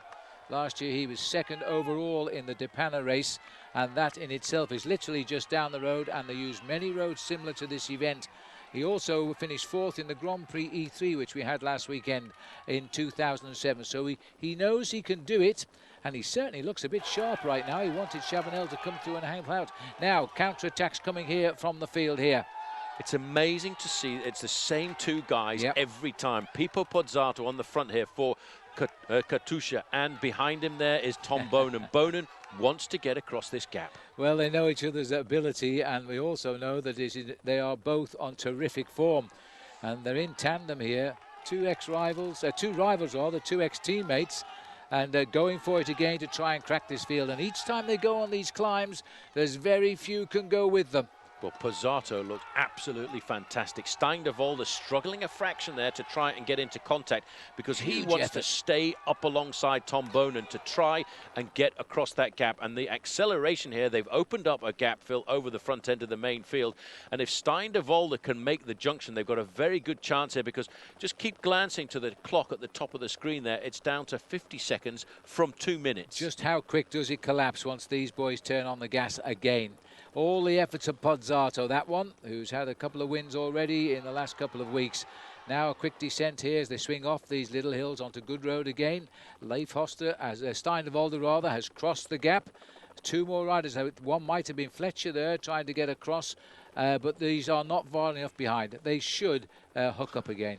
Crazy race 6 going away. It's coming back together again. Bonen he's dying to get the gap here. Stein de Volder looking across at him and saying, shall we go? Do we need to go for it now? As everybody's scrambling to stay in contact in a race like this, because they know who these three guys are. They know their reputations. Give them an inch and it'll be a mile. Well, did you see that? De Volder, who won this race last year, said something to Tom Bonen and I would think it went, are you going? Should we keep pushing home the advantage? And Bonen nodded his head and says yes. So they've kept the pressure on. They're just making it hard for the others to rejoin, because I think they will rejoin at this point. Well, there's two riders going across. One of those riders going across the gap there was a Garmin Slipstream rider. People looking over their shoulders saying, oh, my legs hurt. Will you do the next piece of pacemaking? And that's not a good sign for the main field, because when you've got three guys like this going, you've got to chase them immediately. Well, this is terrific cycle racing. It really is. And Leif Hoster here, former Belgian champion, leading another former Belgian champion and a former world champion in Tom Bonen, his teammate. Looking over his shoulder, see what damage he's done. We are looking at three survivors at the front here, Chavanel, Host and Quinziato. The race is beginning to take shape. Well, they're all looking over their shoulders, and you can see that's the second part of the split there. That's Dan Lloyd in the black for Cervelo Test Team. He wants to know what's happening in a bike race like this, because at 10 seconds behind the leaders, they know that not far away from them, they could very shortly be seeing the shape of big Tom Bonen. Well, Hoster still looks pretty cool here, and I have to say the same for Chavanel as well. He will know that the chase is on behind. He's not going to push home this advantage, not while Tom Bonen is on the counter-attack, his team captain. But they are looking pretty cool up here right now. So too Quinziato. Well, it's nice to see in this chase group here that Pipo Pozzato is not afraid of doing a little bit of work to try and get Tom Bonen and Stein de Volder across the gap. But the main field are scrambling back to these three aggressors. It's not often you see it like this. These boys are trying to crack the chase purely on strength alone. They're not trying to be out of sight, out of mind. They are racing to the limit of their speed in the hope that they will crack that chase pack. And it's all down to last year's winner just now, de Volder. Well, I think he's got a bit tired there, and Bonen's got to come through. Check the face of Tom Bonen. He wants this bike race. He loves this bike race. Twice he's been the victor here. Twice he's been the victor at Paris-Roubaix. And he wants to get this win number 3 here this afternoon. But the main field are scrambling back to him. But the damage is being done, because that group now is at 39 seconds from the leaders. And as we come together, almost 20 riders in that group right now. And it looks as though we're going to have a group of about 23 chasers in a moment. Remember, the leaders, a little bit fragmented just now. As Stein de Volder here continues, well, he's been a hero today for the team. This is a man defending his title, throwing it away in favour of Tom Bonen. It's quite clear now. Well, they're facing up to the next climb of the day, not too far away from here, and that will be the 12th climb, the Valkenberg, a climb of 13%. And another famous climb within the annals of the Ronde van Vlaanderen and the Valkenberg. We are 39 kilometres from the finish now, inside 25 miles to go. 36 seconds, 35 seconds. These are the three front runners as they come around the corner. I'm not sure whether they're trying to stay away or give up. It's very hard to work out now. Chavanel is at the front just for the moment. Oh no, he's swept back to the next group. This is still De Volder here. They will not lay down arms. Quick Step here this afternoon. They want the bike race. They know that they're halving the gap all of the time between themselves and the three leaders. And don't forget, there's a small group caught in the middle as well. This now is the group that I'd forgotten about, because this is the group still with Roger Hammond, who's got himself in there, and I didn't know that he was still there. Well, no, neither did I. In fact, Roger Hammond being admonished there for not working, but it's not the right combination for him anymore now. I don't think he will work. It's all a matter of bringing it back together. These are the leaders here. Leif Hoster in the red. Liquigas is Quinziato, thank you. And the other one who's been riding exceptionally well today is Chavanel. Completely revitalized on this new team. There we are, hill number 12 now. Three riders trying to reach them first. And just behind them, Tom Bonen. Well, as we start the climb now, the Valkenberg, it is almost all together, I think, because we're seeing Quinziato here. We're seeing Chavanel in the blue, and also Leif Hoster, 3 times second. It's 8.1% average gradient, but wait till you just look above these three riders. The remnants of the breakaway, followed by Tom Bonen, and then the chase is right on the back of them. Well, this is still Frédéric Guédon looking over his shoulder, and he knows what is coming up behind him. It is a steam train, an engine at full power, and it's called Tom Bonen and Stein de Volder. There they are over on the left-hand side, straight to the front, taking up the pacemaking. Caught in the quick step sandwich, as you might say, Phil, is Pipo Pozzato, who's quite happy to be in this position. Well, there's only really 3 survivors now, Quinziato, Hoster, and indeed Chavanel. They are the leaders on the Valkenberg, and the train is coming, and a tremendous amount of work has been done today by last year's champion Stein de Volder. He's desperate to get Tom Bonen into that winning position. This joining up here has really put pressure onto Frédéric Guédon over on the right-hand side in the white jersey of Française des Jeux. He knows he's got to get himself over the top of this climb and stay in contact. They're looking over their shoulders now. Sylvain Chavanel says, oh, I think the boss is on his way. Well, I tell you what, Paul, if Pozzato is riding like this, he's looking himself as though he could well take advantage of all the infighting that's going on today. He's poised in a perfect position to win this now. He certainly is. Greg van Avermaet in second position at the front end of the main field here is trying to control affairs as Nick Noyens now for Rabobank tries to go clear. He realizes the race is starting to form. Noyens, the runner-up to De Volder 1 year ago, and is looking to play another card for Rabobank here now. 37 kilometres from the finishing line, and the man in silver medal position last year suddenly finding his legs. Well, they realise how dangerous the situation is starting to unfold, because at the front you've got Stein de Volder, last year's winner. You've got Tom Bonen, a winner on 2 occasions. This is Dan Lloyd going back. Obviously, the pressure of the joining of Tom Bonen there proved a little bit too much for this man who's getting his first taste, I believe, of the Ronde van Vlaanderen. I think he will have enjoyed it, and he'll be back. He's played an ace card for Cervelo, but what he would like to see now is somebody like Heinrich Hausler or Thor Hushoff go by him. That would be the reason he was making the pace, to pave the way for those two to try and win the day for the squad. Haven't seen anything of either of them for the last few minutes, but this race is such a difficult race to monitor now. The riders don't know who to chase, who's going to succeed, how much energy can I afford to throw away. Sylvain Chavanel in the blue shorts looking over his shoulder. Come on, Tomica, where are you? I know you want to win this bike race, but you can't be too far behind us. These now are the chasers. Chavanel looking over his shoulder to see that he's got 2 teammates coming along in this group, Stein de Volder and Tom Bonen, joined by Bandiera from Lampre, who's hanging on there, and of course stuck in 3rd position is Pipo Pozzato, who I have to say, Phil, is looking extremely dangerous to Tom Bonen if Bonen wants to win this bike race. Emerging, and by the way, if Tom Bonen wins today, it'll be his 100th victory as a professional since he turned pro back in 2002. And so everything to play for, as they say in football today, for Tom Bonen. And De Volder, Bonen, Chavanel, Hoster, the big hitters have suddenly pierced the air. They're now blazing a trail towards the finishing Meerbecker, but I don't think we've seen the rest of the strengthening of this breakaway yet. Well, the fact is now, Quick Step are playing their cards, the cards that they've got. We talked before the race, Phil, of 3 favourites on Team Quickstep: De Volder, Boonen and Chavanel. They're all in this group. They have to give it all now. They've got to, the cards in their hand, they're going to play them onto the table, and they've got to give it everything now, because if it comes back together once more, they've used a lot of firepower.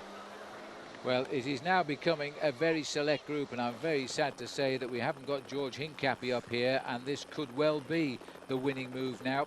Who is there left to chase? And after all the great bike riding today, Cervelo haven't come up when it matters most at the moment. Well, as you say, at the moment, 36 kilometres to go. Everything is still to play for. There are 2 chasers here trying to get themselves across the gap. I think one of those, well, this is in fact a group of riders that are splitting off the back end of the main field at 30 seconds. Well, there's the gap, 33 seconds they're trying to reach. It's, as I say, it's not over yet here. This is Tom Bonen. There's 2 guys trying to get off the front here now. Tom's only just come. He's not recovered from that chase yet. Well, they're playing a very dangerous move here, because Quinziato, I think, has clipped himself off the front end of the main field, and they've split up once again, which is a bit of a shame after that big job of work they did. Covered by Sylvain Chavanel, still working for the team. He's riding unbelievable since he come across to Quickstep this year. He's having a terrific season already. Number 2. He has worn number 1 as a previous winner on 2 occasions of this race. But just who is going to win this year's Ronde van Vlaanderen? Because at 35 kilometres to go, even if you're a gambling man, it's still anybody's guess. It's still anybody's guess, that's for certain. Now Tom Bonen is starting to put the pressure onto Pippo Pozzato. I think they've seen how strong the Italian is, and they want him and Leif Hoster to do a little bit of work to pull themselves back into this event. Bandiera, the Lamprey rider, must feel pretty lonely out there. He's 3 up from our picture at the moment with the pink shorts on. Hoster having a good look here at Stein de Volder, last year's winner, wearing number 1. This really is quite an interesting tactic now, because all of a sudden Team Quickstep had 3 men in the leading group, and that was all blown away by the move here by Quinziato. Chavanel has got the orders: don't work with the breakaway, wait for Boonen to come back. But Boonen's in a bit of a quandary. What do I do with Pozzato? Because Pozzato is very strong and very dangerous. And he hasn't shown any signs of cracking. He might now try to let this one run and just give him his chance. We'll see. There's Guédon, who's also come back into the action. And surprisingly, too, so has Alexander Kuzinski, number 125. Kuzinski's doing a great ride. He's the survivor of the early morning breakaway.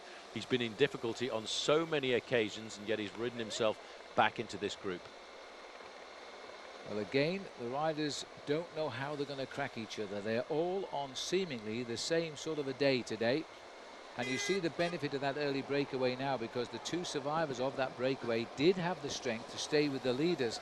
And Kuzinski could be soon a valuable teammate for the man up front in Quinziato. And there's a move again. Well, that's Stein de Volder trying to get himself off the front. He realises now that there's a big marking going on in this event here, Phil, and everybody is looking at Tom Bonen. And Bonen may well say, right, you guys want to win, I'm prepared to lose. You want to win the bike race, you do the business. This is the centre of Belgium for bike racing, Brakel. Yeah, home of Robin McEwen, the Australian, who lives here with his Flemish wife, Angelique, and also of Peter van Petergem, who for a while made this race his own as well. He's now retired. Boonen is frustrated here, I think, Phil, looking over his shoulder. He's going to see a large group coming up to him once again. This is a capture of Dan Lloyd, I think, by the chase. He's had a very good day out. He's enjoyed this race today as Dan Lloyd. Boonen must be completely and utterly frustrated. He saw himself ride to the front end of the bike race, then all of a sudden all of his effort has come to nothing. Guédon leading the charge there. 7 riders in the chase, and nobody willing to chase. And as a result, up come the cavalry. They're going to be all together. This is a very strange race, this, and definitely there's a lot of tactical manoeuvring going on between Quickstep and Pippo Pozzato. They saw, I think, Phil, how easily Pippo Pozzato won the first stage of the 3 days of La Panna. Yeah. On a day when he said he wasn't going to try very hard, he rode away from the main field and won the first stage by over a minute. Guédon using his tactical knowledge of many years as a professional bike rider to see this as an ideal move to go clear once again. Well, this man chooses the races he wins. He doesn't win many. He's only won 10 in his life. And his life as a pro started back in 1995. But he has won Paris Tours. That was his last big win in 2006. And he has won Paris-Roubaix. He seems to have a smell about winning big events. They can't afford to let him go. Well, getting themselves around that corner of the main field, once again starting to form. They know now they've got some pretty serious climbs up in front of them, and they've got a situation where Daniel Quinziato is off the front end of the main field with Sylvain Chavanel, who so far has not played a card wrong.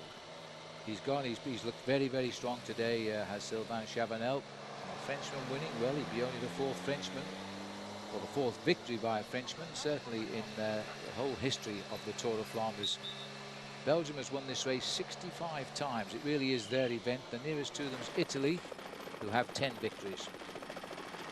Well, the way things are looking at the moment, it could very well be a French victory for a Belgian team, because Sylvain Chavanel is finding himself in the right place at the right time, and tactically he will not be scorned upon by sitting on the wheel of Quinziato, because he's a teammate of Tom Boonen, one of the massive pre-race favourites. Well, my feeling is now Tom has nailed his colours to the mast. My feelings now is that they should back off and say, right, Chavanel is going well enough. If these guys don't want to chase, let him go and try and win and sacrifice Tom. I have a feeling that is the agreement that's going to be made by Team Quick-Step, and Tom, as a great champion, will be prepared to make that sacrifice. Yep. He will go down with his ship as long as the team can come up with a victory this afternoon.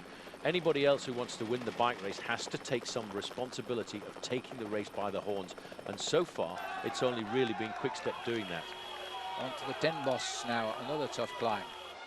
We're looking here now as the riders hit the climb of the 10 boss here. Two leaders out in front, these aren't they? In fact, we've got Quinziato and Sylvain Chavanel setting the pace up front. And this is Heinrich Hausler now trying to set the pace, because the field has again come together and brought back all of the other riders because they can't find a captain to lead the ship. Well, Henrik Hausler has said that he was going to try and win this bike race, and he wasn't going to try and win it in a sprint. He would look for the moves and he would look for the attacks, and that's why he's trying to move clear here on the climb of Tin Boss. Well, as the riders get picked off from the breakaway, there's only two riders left up front. It has been a tremendous race, this, but they cannot shake each other off. Yes, they get away, and then the peloton races back in. There's about 50 riders in the peloton as they started this climb, with just 19 miles or 30 kilometers left to go. The gap is 23 seconds, and we are wondering now if Quick-Step will have to rethink their tactics and just give Chavanel his chance to win. Well, Chavanel has got a very good chance to win, but he has to play the tactical game.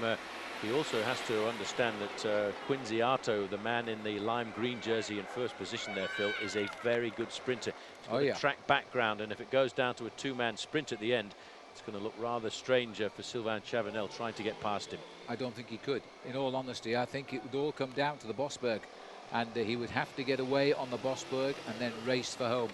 Chavanel's had his best possible start to the year, 2 wins already, plus second overall in the Tour of the Algarve, which is a big race in February in Portugal. He finished third in Paris-Nice, and he led that race for 3 days, and he won the points department of it. So he really is on fire with his new team here. And, well, all I can say is Cofidis, with whom he raced for about 4 seasons, maybe even 5, were wishing that he found those legs when they raced for him. Absolutely. I think he's reached a certain amount of maturity, and what you were just saying a few moments ago about Quick-Step giving the chance across to Sylvain Chavanel, I've just seen a change in the attitude of Boonen. Boonen is now riding in a defensive mode. He's chasing after these little splits off the front end of the group, and he's sitting there giving the advantage to his teammate in the leading group of 2. It had to happen. He's given his best shot. They haven't worked out. Pizzato's been like a limpet on his back wheel, and he needs to try and open up a little bit of space. So it's Heinrich Hausler who's having to do it now. The boy who lives in Germany via Inverell in Australia, setting the pace. And he's been very, very strong today, and he really has also improved out of sight. He's a winner now. But even winners, Paul, they have to have that little bit of good luck as well. They certainly do. Coming across the gap, a rider from Rabobank to add some firepower to this leading group, this chasing group with Hausler. But it's Quick-Step again at the front end of the main field, who are clawing it all back together. There's an awful lot of boys believe they're still in with the shout here as they drag their bodies over the flat roads here. No cobblestone. 16 seconds the gap to the two leaders. It's far from gone. And they could do with shaking out a few of those motorbikes now. It's going to get a bit complicated, the tactics, Phil, because the leading group of two have only got 15 seconds advantage. I have a feeling that we are about to witness a complete regrouping at the front end of the Ronde van Vlaanderen, Tour of Flanders. And that is before the what is always a very important strategic climb, the Kapelmuur, or the Muur de Grammont, which comes at 15 kilometers to go. And that's around about 15 kilometers away from where we are right now. Well, if we're looking for reputations, Quinziato hasn't got a great reputation. A pro since 2002, 3 wins only in his career. This will be far and away the biggest win of his life if he could pull it off, and he certainly looks strong today. He now wants more work from Chavanel. 2 kilometers now to the Eikenmolen. Just the Eiken windmill at the top, and that's a short climb of 610 meters at 12.5%, and that climb is at 25 kilometers to go. And I think 10 kilometers after that we will see a big battle today on the Muur de Grammont, and I don't think that Tom Bonen today can get rid of Pipo Pozzato. Well, there are the two leaders, 28 kilometers out. I am totally amazed that peloton is so big, but no matter how big it is, time is beginning to run out for it. So he better get a move on. Well, I have to say Chavanel has certainly played the team game to perfection here this afternoon, and he deserves a massive big pat on the back if the team come up with a victory here this afternoon. There's a lot of riders from Quick Step there, but some of the riders now from the lesser teams have decided this is a possibility and a chance for them to get themselves some glory. The leaders are just 14 seconds ahead. That was Van Haken coming across there, trying to get himself across that gap. Top Sport Flandern rider. First time we've seen, but it's a very good position to be in at this stage of a big classic race. And keep up this sort of form, and the big teams will be signing him up for next season. That you see, he's taken advantage of the in battle now. There's no reaction from that peloton. They're all deciding what the next move is, and I think they need the terrain to make the next move. So we're waiting for the hill. My gut feeling now, Phil, is that's exactly what is happening in the main field. That they're thinking about the Muur de Grammont. They're not really concerned too much about the Eikenmolen, which comes up in a couple of kilometers' time. They're thinking about the attacks that they need to place on the Muur de Grammont to split this race to pieces. The wall of Grammont, it's in Gerardsbergen here. It is a wall, believe me. You come round the corner, it slaps you in the face. It is so steep. Again, the cars aren't allowed to go over it in case they can't get up it. But this is the leaders now as they head on to the slopes of the next climb here, the Eikenmolen. And well, it's quite clear now that in his ear there, he's had the word Chavanel. If you can stay away, you can try and win the race, because Tom is backing off and they're waiting for the next move, and he's been given his lead now. He wasn't a leader when he started the break, but I think for the moment he just got promotion. Yeah, but I really believe, Phil, in the back of my mind that he was given a free hand, maybe a lieutenant position at the start of the day alongside with Stein de Volder, because the 3 top dogs on Team Quickstep were de Volder, Bonen and Chavanel. Chavanel has done everything to team orders here this afternoon, and I think that's a very sensible move by the team management to say, right, we're having a bit of a problem here with Bonen and Pozzato. You take responsibility, but make sure you win. Well, it has turned out to be a beautiful day now in Belgium, as you can see from the sun here. We are looking at the two leaders at 26 kilometers to go. There's the split. They've got 18 seconds on over the Tom Bonen, George Hincapie group. We think George is there. We haven't seen him for a while. And again, they split up on a peloton by just a few seconds. Nobody can make up. There's one chaser just on the Top Sport Flandern team at 20 seconds. The Bonen peloton is at 33. Yes, that's Preben Van Haken from Top Sport Vlaanderen. And this is the start now of the 14th climb of the day, the Eikenmolen. An average gradient of 6%, a maximum gradient of 13%. And the crowd here pretty much noticeable by their absence. I think they've all gone 15 kilometers down the road, Phil, to the Muur de Grammont. Yeah, just remind me what the 15th climb is, Paul. It always sends shivers down the spine. The 15th climb of the day is the Muur de Grammont, or the Wall van Gerardsbergen. Ah, lovely. I've actually ridden up that. Well, I think I rode it, but I can't remember. It was so hard. Well, we're looking there at the peloton reforming now. It's going to be showdown in Gerardsbergen. It's got to be showdown in Gerardsbergen. This race too has often been won there. But we've got a counter-attack going here. De Volder. Again, and now is the man that was the winner last year and seems all day to have been helping Tom Bonan, giving his head to try for himself. Well, Quick Step certainly, I think, have thrown down the gauntlet here. They know the most dangerous man in this group and in this field, I think, is Pipo Pozzato. That's Pozzato there, isn't it? Well, it's a rider from Katusha coming across. I'm not sure whether it was Pozzato, because I'm certain that Pozzato will be completely covered now by Tom Bonan. Unless Tom Bonan suddenly hit the wall, which is all possible. We tend to forget these guys are human, you know, and just occasionally they get tired. Well, there's Boonen sitting at the back of the group wearing number 2, so it obviously wasn't Boonan's chance to go out of the front of this group. That's a very large group. I'm sure Bonan feeling a little bit depressed because he's got the legs here this afternoon, but he just has never he had really the legs. I been wonder able if to. he's gone into a bad patch. Quite and possibly. that's why they've switched their tactics. And De Volder now has seen that as his opportunity to move up into the role of team captain as well.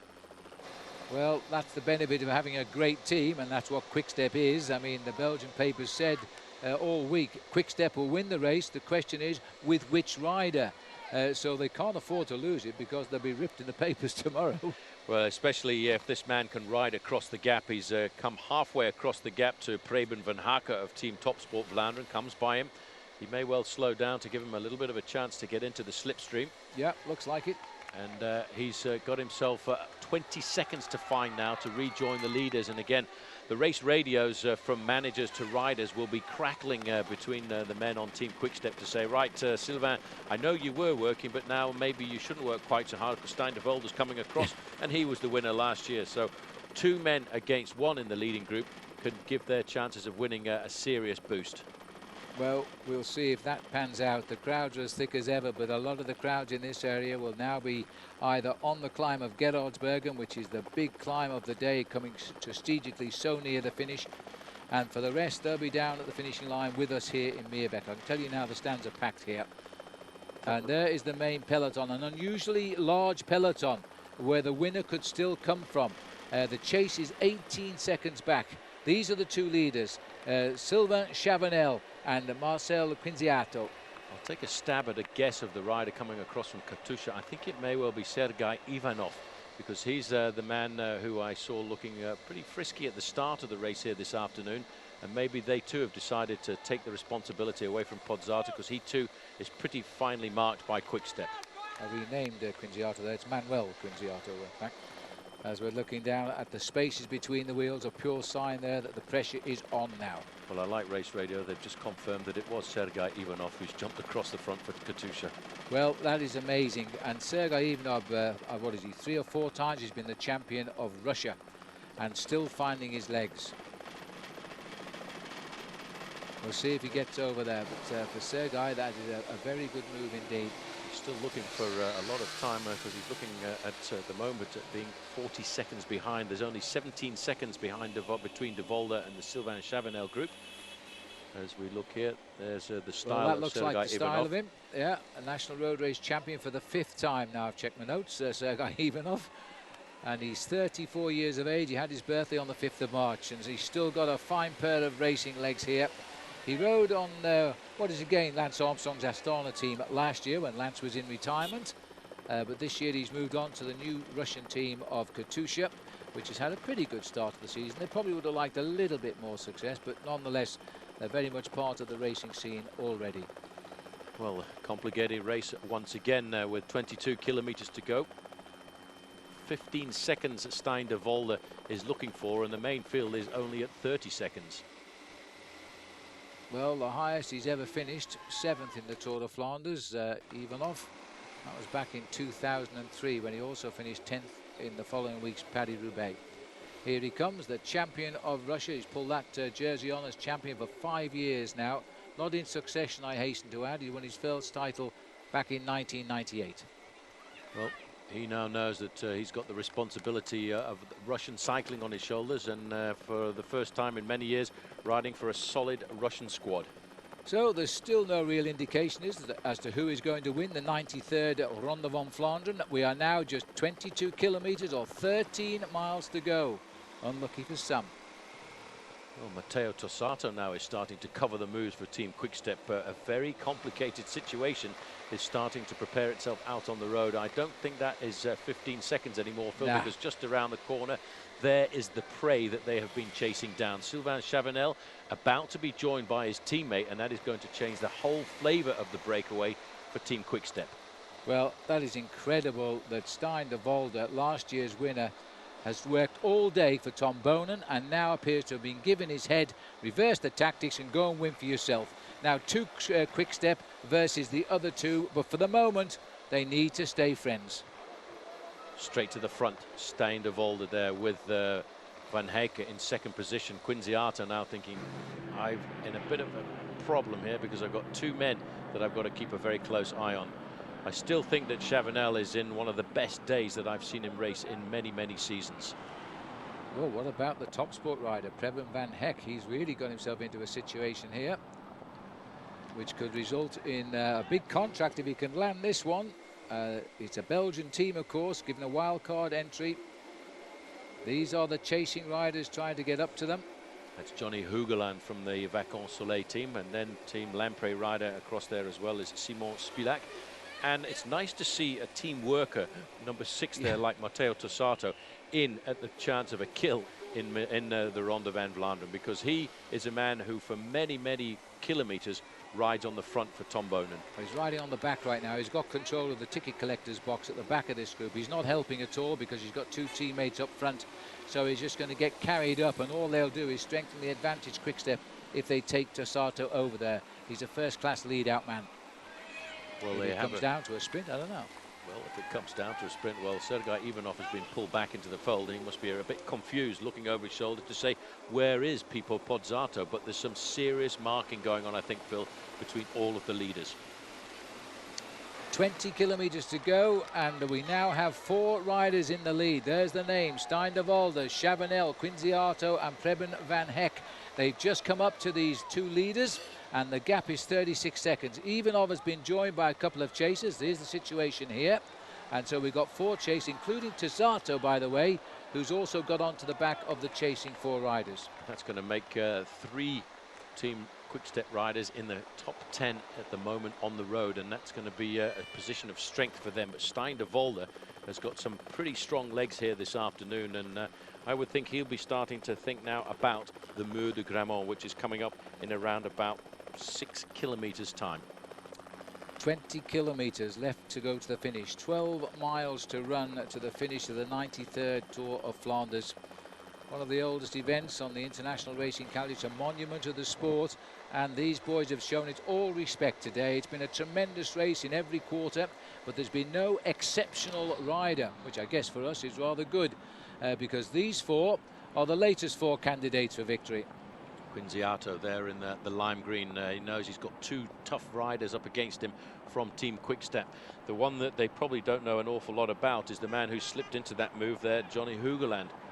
Preben van Hek. Yeah, and I don't know anything about him either. So we're in the same boat here, Paul. But you know, he's done well. He's on a small team, Top Sport Flandern, Mercator, and he's come across the gap. He made sure he got onto the back wheel of Stein de Volder when he was picked up, and he's done well.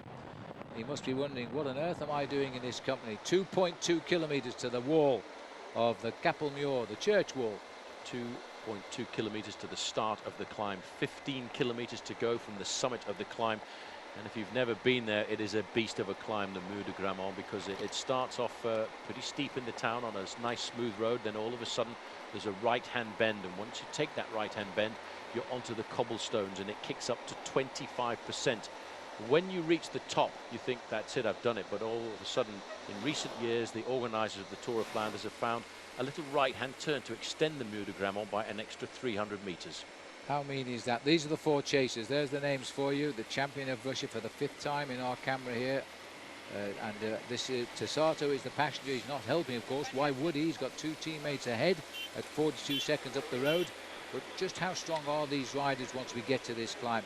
Same question must be asked about the 4 riders up front. One would expect Chavanel to have the legs to go again, and Quinziato looks good, but de Volder must be tired. De Volder has to be tired, but he looked tired last year when he went on to win this bike race, but he just kept hammering away again and again, because this for a Belgian rider, Phil, is the biggest race in their calendar. Well, it's the World Championships, it's the Olympic Games, it's everything for a Belgian rider to try and win this. There's an extra special drive for the Belgians today. no question. If you win that, he can retire for the rest of the year, and they'll still be talking about him next December. There's the town of Grammont. Now we're waiting.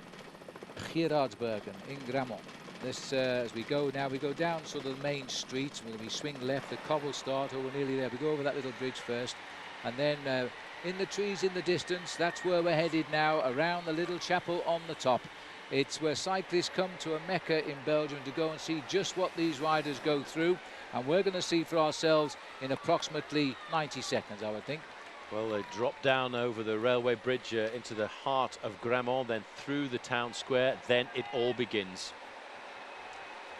Well, at 17 kilometres to go, life is about to change as all of the riders go up the wall of Gerardsbergen. Flemish Lions over on the right-hand side there, right through the shopping centre. Very shortly they will open up into the town square, and that's where the climb begins in earnest. Team Quickstep currently are in the strongest tactical position. 2 men in the leading group of 4 and a man in the chasing group of 4 behind, and Tom Bonen locked in the main field with everybody else. 51 seconds to the next chase group of 4 riders, a minute and 2 to the main remnants of the peloton. And not surprisingly, it is Lotto now who are having to do all of the work here with a little assistance from Rabobank. And really, we should see some Team Columbia riders there as well. We're looking at the 4 leaders now as they swing onto the cobblestones of the wall of Gerardsbergen. They've got just 48 seconds advantage over 4 chases and 61 seconds over a huge peloton. Well, Chavanel there sitting at the backfill in 4th position, must be wondering whether he's got the legs to get away from this leading group. He's a Frenchman on a Belgian team here this afternoon, and I have to say he's ridden to absolute and utter perfection, coming around the outside of Quinziato, coming up to the wheel of Van Hakke, the man in the white jersey in 2nd place for the small Belgian team, Topsport Vlaanderen, and he's going to set the tempo for his teammate Stijn de Volder. This, as you said, Phil, is the mecca of Flanders for the Ronde van Vlaanderen. The 4-man chase group has now been picked up by the main field. They have indeed, because that's even off there, so they've all been caught. It's 4 against the rest now as the counter-attacks are coming again, and they're going to have to come now. There's going to have to be progress. Note the time, 48 seconds, down to 47 already as those 4 leaders are halfway up the climb. This looks like Fletcher to me. Well, there's a big battle. In fact, it looks like Matty Heyman, I think, who's got himself a bit ripped up there, Phil. Could and be, he's yeah. Come to the front at this part of the climb. But Pozzato and Tom Boonen are locked wheel in wheel together, as if they're just watching each other, and they're actually going to lose if they play that game. Well, Tom Bonen is happy to lose, providing one of his team wins, and he's got the 2 riders capable of it. Last year's winner, who moved over to this team this year, is right on the front, setting the pace now, and surprisingly, no attack from that group. I think you're right, this is Matthew Heyman here, the Australian, who's now digging deep to try and open a gap. What a result that would be for Australia if they could land the big one. Here's the move. Stijn de Volder set up there by Sylvain Chavanel. He's trying to get himself away from Quinziato. Quinziato was waiting for that move to come, and again, moving into 2nd position in the defensive role for Quickstep is Sylvain Chavanel. Well, Quinziato, no surprise to me, looks very, very strong here as they go up towards the chapel. We're getting to the area where we've seen lesser men walk on this climb, and De Volder knows it. Quinziato's cracked a little bit as De Volder now is turning it on in style, proudly wearing number 1 as last year's winner. We've seen him destroy himself all day for Tom Bonen, and he's had to lay it down for himself today on the wall, and I think he just cracked Quinziato. Tom Bonen now is going to have to block at the back and hope Stijn de Volder can win the 2nd successive Ronde. Well, I don't know if you saw the face there on Stijn de Volder. He knows this climb. He will have been over this climb many, many times in the past. If he gets over the top of this climb, Phil, with a 10 or 15 second advantage, he's got a very good chance of success, because not only was he Belgian road champion, but he's also been the Belgian time trial champion. Well, he can do it all, but is he too tired? It's a question we must ask ourselves now for sure. He will be 30 years of age in August this year. That means he's a Leo, and he's about to roar like a lion right now. As he heads up towards the top of the climb, he's gone. Quinziato is going to feel a very lonely man. The counter moves here. Is this Leif Hoster again? No, it's Van Avermaet in front there of Tom Bonen, again followed by Pipo Pozzato, who has not left the back wheel of Tom Bonen here this afternoon. But it's Bonen's turn now, Phil, to play the defensive role in this bike race. So Greg van Avermaet, who's a good sprinter and certainly would win if he got to use his sprint at the finish. There's a bit of work still to be done here. 15 kilometres left to go as they go over the top. Another final kick from van Avermaet, followed quickly by Bonen, another fast finisher, of course. And there's the little chapel we talk about. This is the Kapelmuur, the wall of the church, or the chapel. And now we go back up to a very, very significant part of the race. Last year's winner, heading towards 30 years of age. His only result this year is a 6th place in the Grand Prix E3. And that was last week. And now De Volder is ready. There's only one climb left in front of him as well, Phil, and that is the climb of the Bosberg, the final climb of the Ronde van Vlaanderen here this afternoon. Quinziato trying to encourage Chavanel to work, and all he can say is, excusez-moi, mais je ne peux pas. I cannot ride with you because that's my teammate in front. So sorry, mate, that is the law of the jungle at 15 kilometres to go. And there is the empty road of Flanders lying ahead of a rider who's seen all this before now, as he hasn't won many races in his life. He turned pro in 2002. He's had 17 victories, Stein de Volder, but this would match up with the other one. So as we look now here at Stein de Volder, the man who was the big favourite, Tom Bonen, is now having to be the faithful teammate back in the pack at around about 15 seconds or so, a bit more than that. And George Hincapie, although we believe he's in that chase group, sadly to say, we haven't seen anything of him in this closing stage of the race. These three riders are 15 seconds back. The peloton was still waiting for the time gap. Well, the rider there from Silence Lotto is Philippe Gilbert. Now, this is the next group on the road, and I'll tell you what, this man, Preben van Hacker, has pulled himself back into this bike race. He's just gone off, taken off. We better start looking up this guy's name, because clearly he's having a big day in Belgium today. Is Preben van Hacker is the Top Sport Flandern rider, which is a small continental team, and he's up against the big teams today. He wasn't marked, of course, but he's got the legs, and that's all that counts. Well, a little word there from Philippe Gilbert from Silence Lotto to Tom Bonen. Come on, Tom, do you want to work with us? And a quite prompt reply was, no, it is Gilbert. It is Gilbert? Yeah. Well, he's the rider who said this race wasn't for him. Well, he's a top quality bike rider, and he wanted to come and ride this race, and a man of his level, you don't come and ride a bike race like this unless you're really going to have a good crack at it. Well, we'll see what happens now, because these boys are getting shades of desperation, I think, now. This is Nick Nguyen, second last year, who's now moved to the back of that group, while at the front is the man he finished second to last year, blazing his own private road now towards the finish in Meerbecker. And the crowd are absolutely mesmerising the finishing line, because they're watching a Belgian heading for what they hope will be the 66th win in the Tour of Flanders. Well, words there from Quinziato to Chavanel. Chavanel, I have to say, is playing the job perfectly of a teammate. He's sitting there, and the reason he's sitting there is to use less energy just in case his man up front gets caught. And if he does, then it's his turn then to launch the counter-offensive. Well, these are going to be the longest final 13 kilometres in the career of Stein de Volder now. A man that's worked his heart out unselfishly all day for Tom Bonen has had to take this race on for himself. He did it the hard way, if he does it at all. He had to cross the gap to the leaders first, and he knew his only chance to break the string would be to go on the wall, and that's what he's done. Now, can he hang in there? Well, he's got 28 seconds. You can just see the cars behind him a little bit further up the road there, but there's a big development going on behind, because I have a feeling Juan Antonio Fletcher has just flown the coop as well.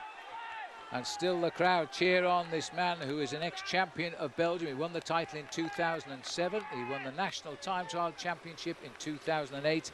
And now, if this had been a time trial, he'd be pulling on the national colours to ride it, because that's what he's riding, the time trial of his life. This is the last stepping stone to victory. We are watching Stein de Volder now start the slopes of the Bosberg. Is he going to be the big man now that will take it through to the finish and win? He's opened the gap. 29 seconds. Chavanel getting advice from the team car. 61 seconds to the main chase group. Well, Wilfred Peters in the team car there saying, good job, just stay there and hang loose, because we've got this one in the bag. This does not look like a man who is weakening to me, Phil. He is pounding that machine of his. He's eating up the cobbles of the Bosberg. When he gets to the summit, he has a mere 11.8 kilometres to go. but he's still got to keep the pressure on because the gaps are still not that big. Hill number 16, the end of a tough day in the saddle. It started at 9:45 local time. It's now heading up to 4 o'clock. And this man has been in our pictures ever since we went into the heart of Flanders on these bergs. And now he must be riding on adrenaline. He's got to be absolutely shattered. But he'll respond to these crowds who will cheer him and drag him to victory if that's what it's going to be. I don't think there's any fear from the three chase. I don't think they're capable. But what will come from behind? Well, there's a reaction coming behind, and I think it was Juan Antonio Fletcher who'd slipped away from the group. It looks so very close, doesn't it? But it's 36 seconds. The camera, once again, slightly foreshortening it. But there's an anchor, there's a dead weight on the back of that chasing group, and it's called Sylvain Chavanel. He has to sit there. I'm amazed and impressed with Sylvain Chavanel. Last year with Cofidis. He suddenly seemed to mature, and then he decided he wanted to go to a bigger team, a stronger team, a more solid team for the one-day classics. And he's proving today that he made the right choice. Well, what a huge decision that was. It's unusual for a Frenchman to move on to a Belgian team. He's been with French teams all of his life. He's come to Belgium and he's living his finest hour, I think. So's this man right now. There's the time board. If he can wipe the sweat out of his eyes, he might have read it. We didn't, but we can see easily. It's 38 seconds on that chase group of 2. Because the third one ain't chasing. Well, just looking at his pedaling style, it was a pedaling style of a man who's got lots of energy still in his legs. Bonin in second position is playing the defensive. That is Juan Antonio Fletcher in the orange, just getting himself to the top of the Bosberg, and still locked onto the wheel of Tom Bonin is Pipo Pozzato. Well, he hasn't moved from there all day.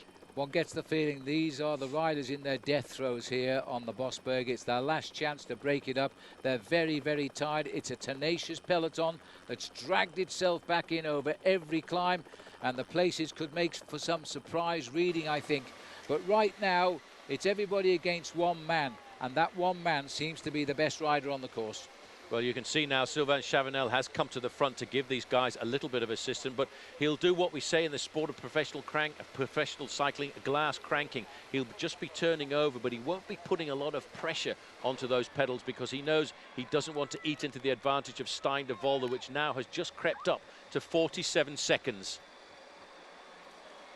Well, there is the image of the time trial champion of Belgium doing what he does best, ride alone against the watch, but not after 250 kilometers, surely. His body must be aching all over now, but he's being drawn towards the finish in Meerbecker because he knows he's ridden so well, he knows what it's like to win this race, and he's looking for his second successive victory, which he could not have imagined this morning. He didn't come to this race to win.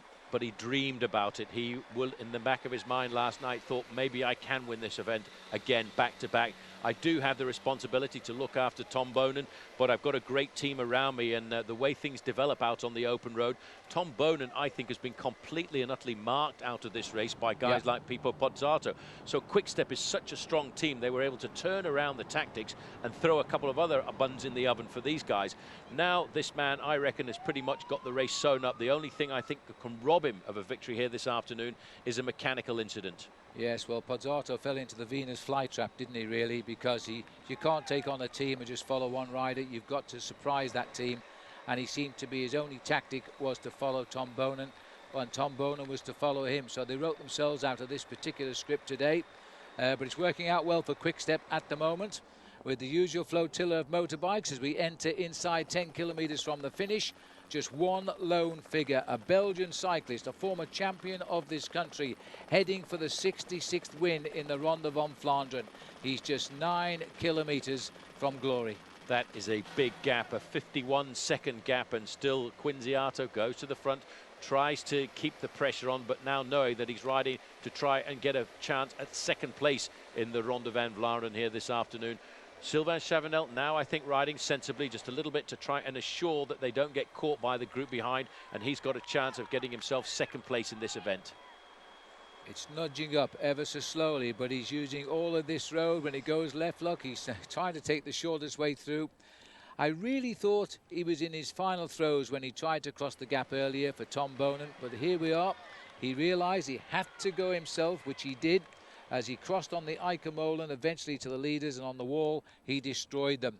And now he's riding proudly towards the end. Well, the newspapers may have got it right this time. A Quick-Step rider is going to win. Well, this was the team to beat. We said at the start of the day it was the team to beat, with 3 very strong hands in the squad. De Volder, Tom Bonen and Sylvain Chavanel, and all three of those riders, Phil, today have played a serious part in the Tour of Flanders, but it was just a question of which way out was it going to play. Wilfred Peters, a little bit nervous, talking to his man, saying, look, it's almost up to the 1 minute mark, so hold back a little bit. Don't push yourself too much. Just make sure that you conserve the advantage. Look, he's got 10 minutes left. That's all he's got to race. 10 minutes to the end of the day. And the boys behind have got to close nearly a minute, and behind that group even more than a minute. And I do not think that's possible. I don't think they'll pull him back. The question is whether that three-man group that's chasing at 52 seconds will survive to take out the second and third places on the day. But for Stijn de Volder now, as he goes through Nieuwenhove, he is really getting himself into a rhythm. He's still got the energy, he's still got that nervousness to get himself out of the saddle, to accelerate, keep the pace nice and high. Well, this is the chase group here, and splitting them is Chavanel. Now he's going through now, and I'm not surprised, because I think Peters in the car there has taken the theory now. They can't catch the leader, so try and preserve this for the race for second place. They could get a 1-2. Absolutely, and that's what they're going to look for, as they can see now that Sylvain Chavanel knows that the group behind is around about 1 minute and 30 seconds, so they've actually got to work to stay in front of them. So as we click over to 7 kilometres to go, the gap is up 55 seconds for last year's winner, Stijn de Volder. It might be a case of job done. Well, that's what he will be hoping for. He's got his team manager up alongside him. This man, a former champion of Belgium in the road race and the individual time trial, will throw all of that to one side here this afternoon, because he's looking to join a very select bunch of riders who've won this bike race multiple times, because he was hoping Tom Bonen was going to be a 3-time winner here this afternoon, but he now is staring down the barrel of becoming a 2-time winner. And the memory goes back, Paul, to the very start of the day when the riders swung onto the climb of the old Koppenberg, or the old Quaremont rather, with all those black jersey boys from Cervelo looking as though they were going to control this race. Nowhere to be seen now. They played the cards. It didn't work out on this particular day. But for Stijn de Volder, who's unselfishly ridden for his team all day, is now about to run out the winner of the Tour of Flanders. And funnily enough, it's a similar scenario to how he rode his race last season. Last year, he was looking to try and work for his team leader, Tom Bonen. Bonen gave him the ticket to go out of the peloton to try and get the glory for the team. It was all a question of Bonen being too much watched by all the other riders in the bike race. There's a message coming in there from Wilfred Peters. I don't think he liked what he said. He's probably saying go faster. He said, I can't go any faster. I'm about as fast as I can go today in the Tour of Flanders at 7 kilometres. He's pushing it out to 1 minute. Chavanel is helping now, but he won't be closing the gap, of course. He's now trying to hold off the chase group by just enough so he can contest second place with Quinziato. And if Van Heck gets it, that would be a turn up for the buck. Well, I have a feeling Preben Van Heck has just hit the wall a fraction there, because Quinziato had a quick chat with him to say, come on, mate, keep working at the front end of the main field. But I think all of a sudden he's found himself in a situation where the legs have just gone. Could be any race in the world, this now. One rider in a team car, but it's Stijn de Volder of Belgium racing relentlessly towards Meerbeke, where there's a huge crowd now. They've even built extra grandstands this year, and they're going to welcome the same winner as last year. Nick Noyens is in that chase group. He was runner-up last year. Fletcher is in that group. He was third last year. We believe Hincapie is, and he was fifth last year. 5 kilometres to go.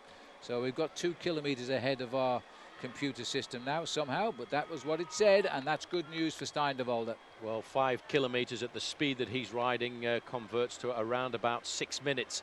He's got one last slight little drag when he goes through this town and takes the left-hand turn. We are looking again at the lonely figure of Stijn de Volder now. Our screen saying 6 kilometres, but he has just passed the 5 kilometres to go as he swings now towards the town of Meerbeke and the big finish. A case of déjà vu, because the gap is just on 1 minute and it's getting to be in the realms of impossibility now, and it's gone to 1 minute. De Volder is going to win this race for a second year.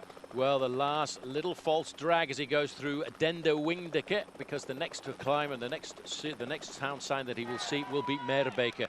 This is really going to hurt his legs, but when you're in a position like this and you know that you're going to win the bike race, the pain just goes back into the distance for a short while. It'll still be there later on in the evening, it'll still be there tomorrow, but right now he can take that pain because he knows that pain is going to pay. Oh, there'll be huge celebrations tonight for Quick Step here. At 5 kilometres to go, he was the one of the 3 riders we didn't think would win today, because he was working for Bonan and we had Chavanel in the lead, the 2 teammates. And then he's gone and cleared them all out the way, cleared his own path, and he's now heading for town. And every pedal rev here, yes, it's hurting, but he knows with every pedal rev, he's inching closer. 4K. Just got to ride that individual time trial. He's still got sprightly legs there, as the chasing group of 3 are in fact now being reported at 1 minute and 20 seconds. And Van Heck has come to the front to try and do that little bit more work, because he's looking, Phil, at, I would have to say, probably the best performance of his life, whether he finishes 2nd, 3rd or 4th. He's never won a race as a professional, and he's not going to win today, but to finish even 4th in the Tour of Flanders is a huge result and could lead to greater things, of course. Wilfred Peters now saying, look, you've got it, just keep going, because there's nothing else you can do now. You're not allowed to touch your riders, feed your riders, you can just shout at them. I think he probably said 1 kilometre to go and alles gedaan. Everything's over, because you've got this one pretty much locked up in the bag, my dear boy. All you've got to do now is make the right-hand turn once you leave this town, and then it's all downhill into Merbeek and a slight climb in the last 400 metres. And he's still going out. It's now 1 minute 11 seconds, and there's the peloton. So the race for 2nd place is wide open now.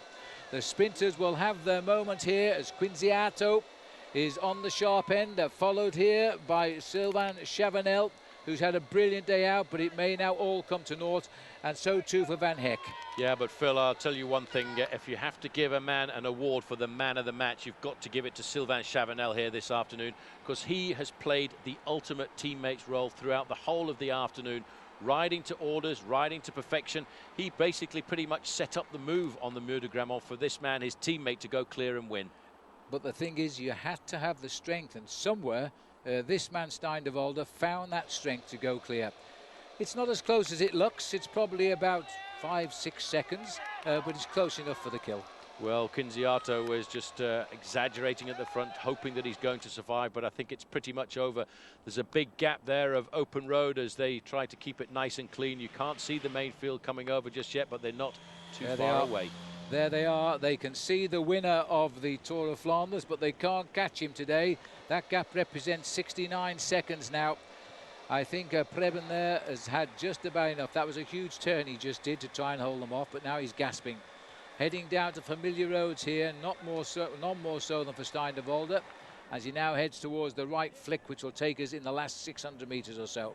You've got to say, Phil, that over the years, this team, whether it was in the form of Team Mappé or whether it was in the form of Team Quickstep, has been the team of the classics, and especially these classics over this week, the Tour of Flanders and Paris-Roubaix. They've always got themselves motivated, and they've always come up with a good strategy to get the win for one rider or another.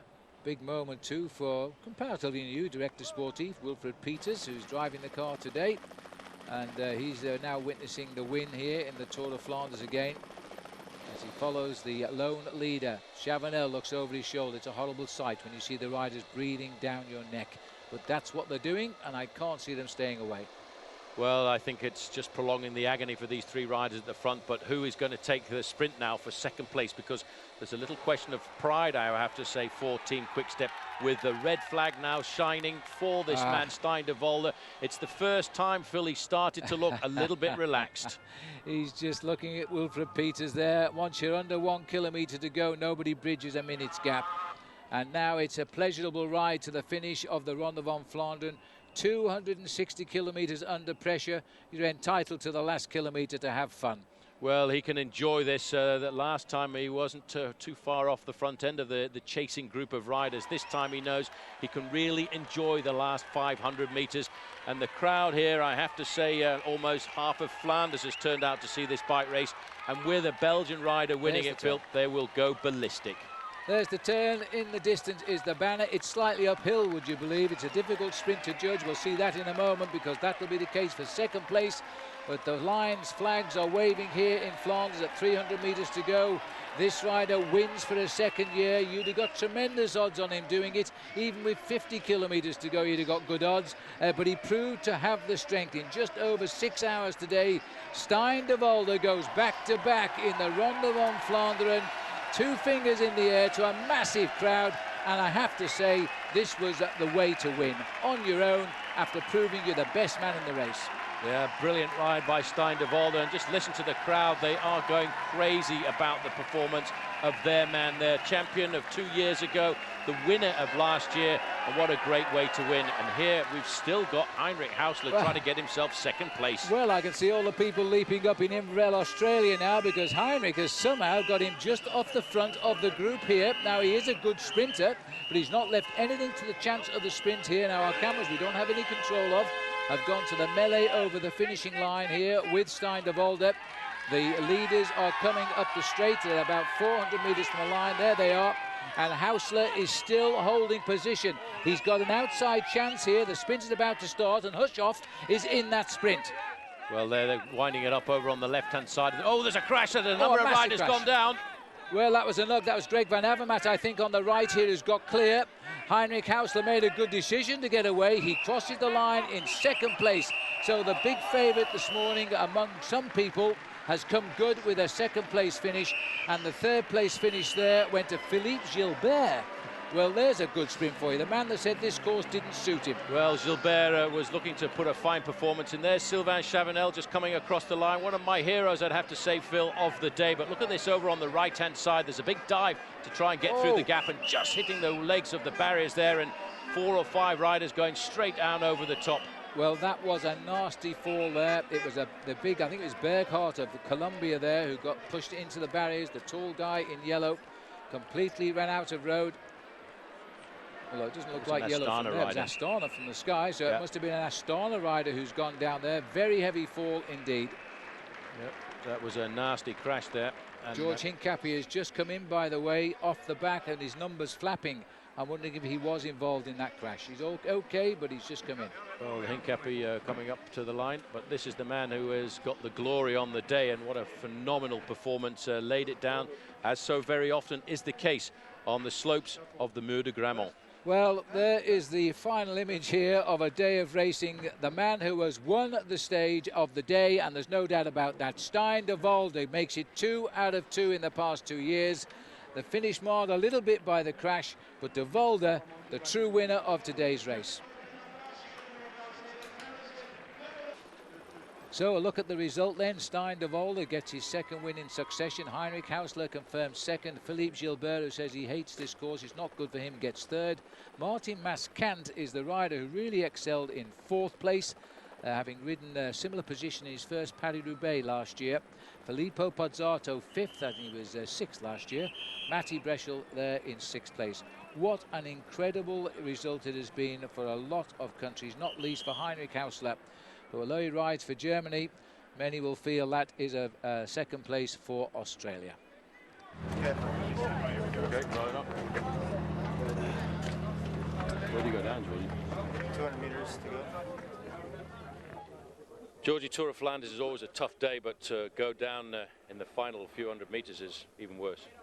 Yeah, definitely. It was a hard day. I wasn't feeling that 100% today, but I think I had a great shot at the sprint. I've done really well in that sprint before, and I know exactly when to go. Unfortunately, the guy in front of me flipped over in the barriers, and I went head over heels with him at 200 meters from the line.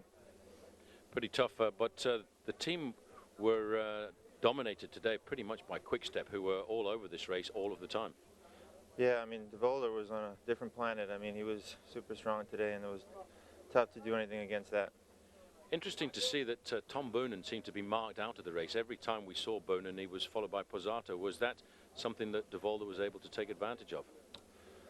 I think so, but he was, I mean, obviously he won it last year, so he's not something to take lightly, and he went at the right time. Guys were very tired. Boonen just came back from a big attack, and obviously de Volder was there with him, but he still had some legs left.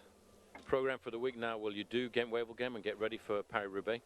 Yeah, definitely. It's a big objective of ours, and Cavendish is coming back, and hopefully we can win that one. But you love Paris-Roubaix, and now after this defeat today going down with 200 meters to go, you've got to get your head right for the queen of the classics. Definitely. You know, I've had good feelings at the end of the race, which is a good sign, and Roubaix is it's going to be a big goal of mine. The family coming this week? Yep, coming on Sunday. Well done, George. Thank you. Thanks for your time. Yep. Henrik, that was a great move today. Yeah, well, we were riding for Tour, but then with 1K to go, he just said attack, attack. I just attacked, and didn't look back and my legs were killing, and so it all worked out good. Next year. Yeah, next year. Stijn, just two quick questions in English. It seemed as if you did a lot of work for Tom Boonen, but at the end of the race, you were given your freedom to get a second victory.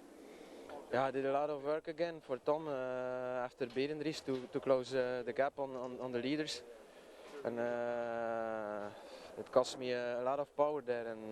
But I recovered a little bit after Ten Bosse, and then I went on Eikenmolen alone to the two leaders, and then I had enough energy to go again on the Muur.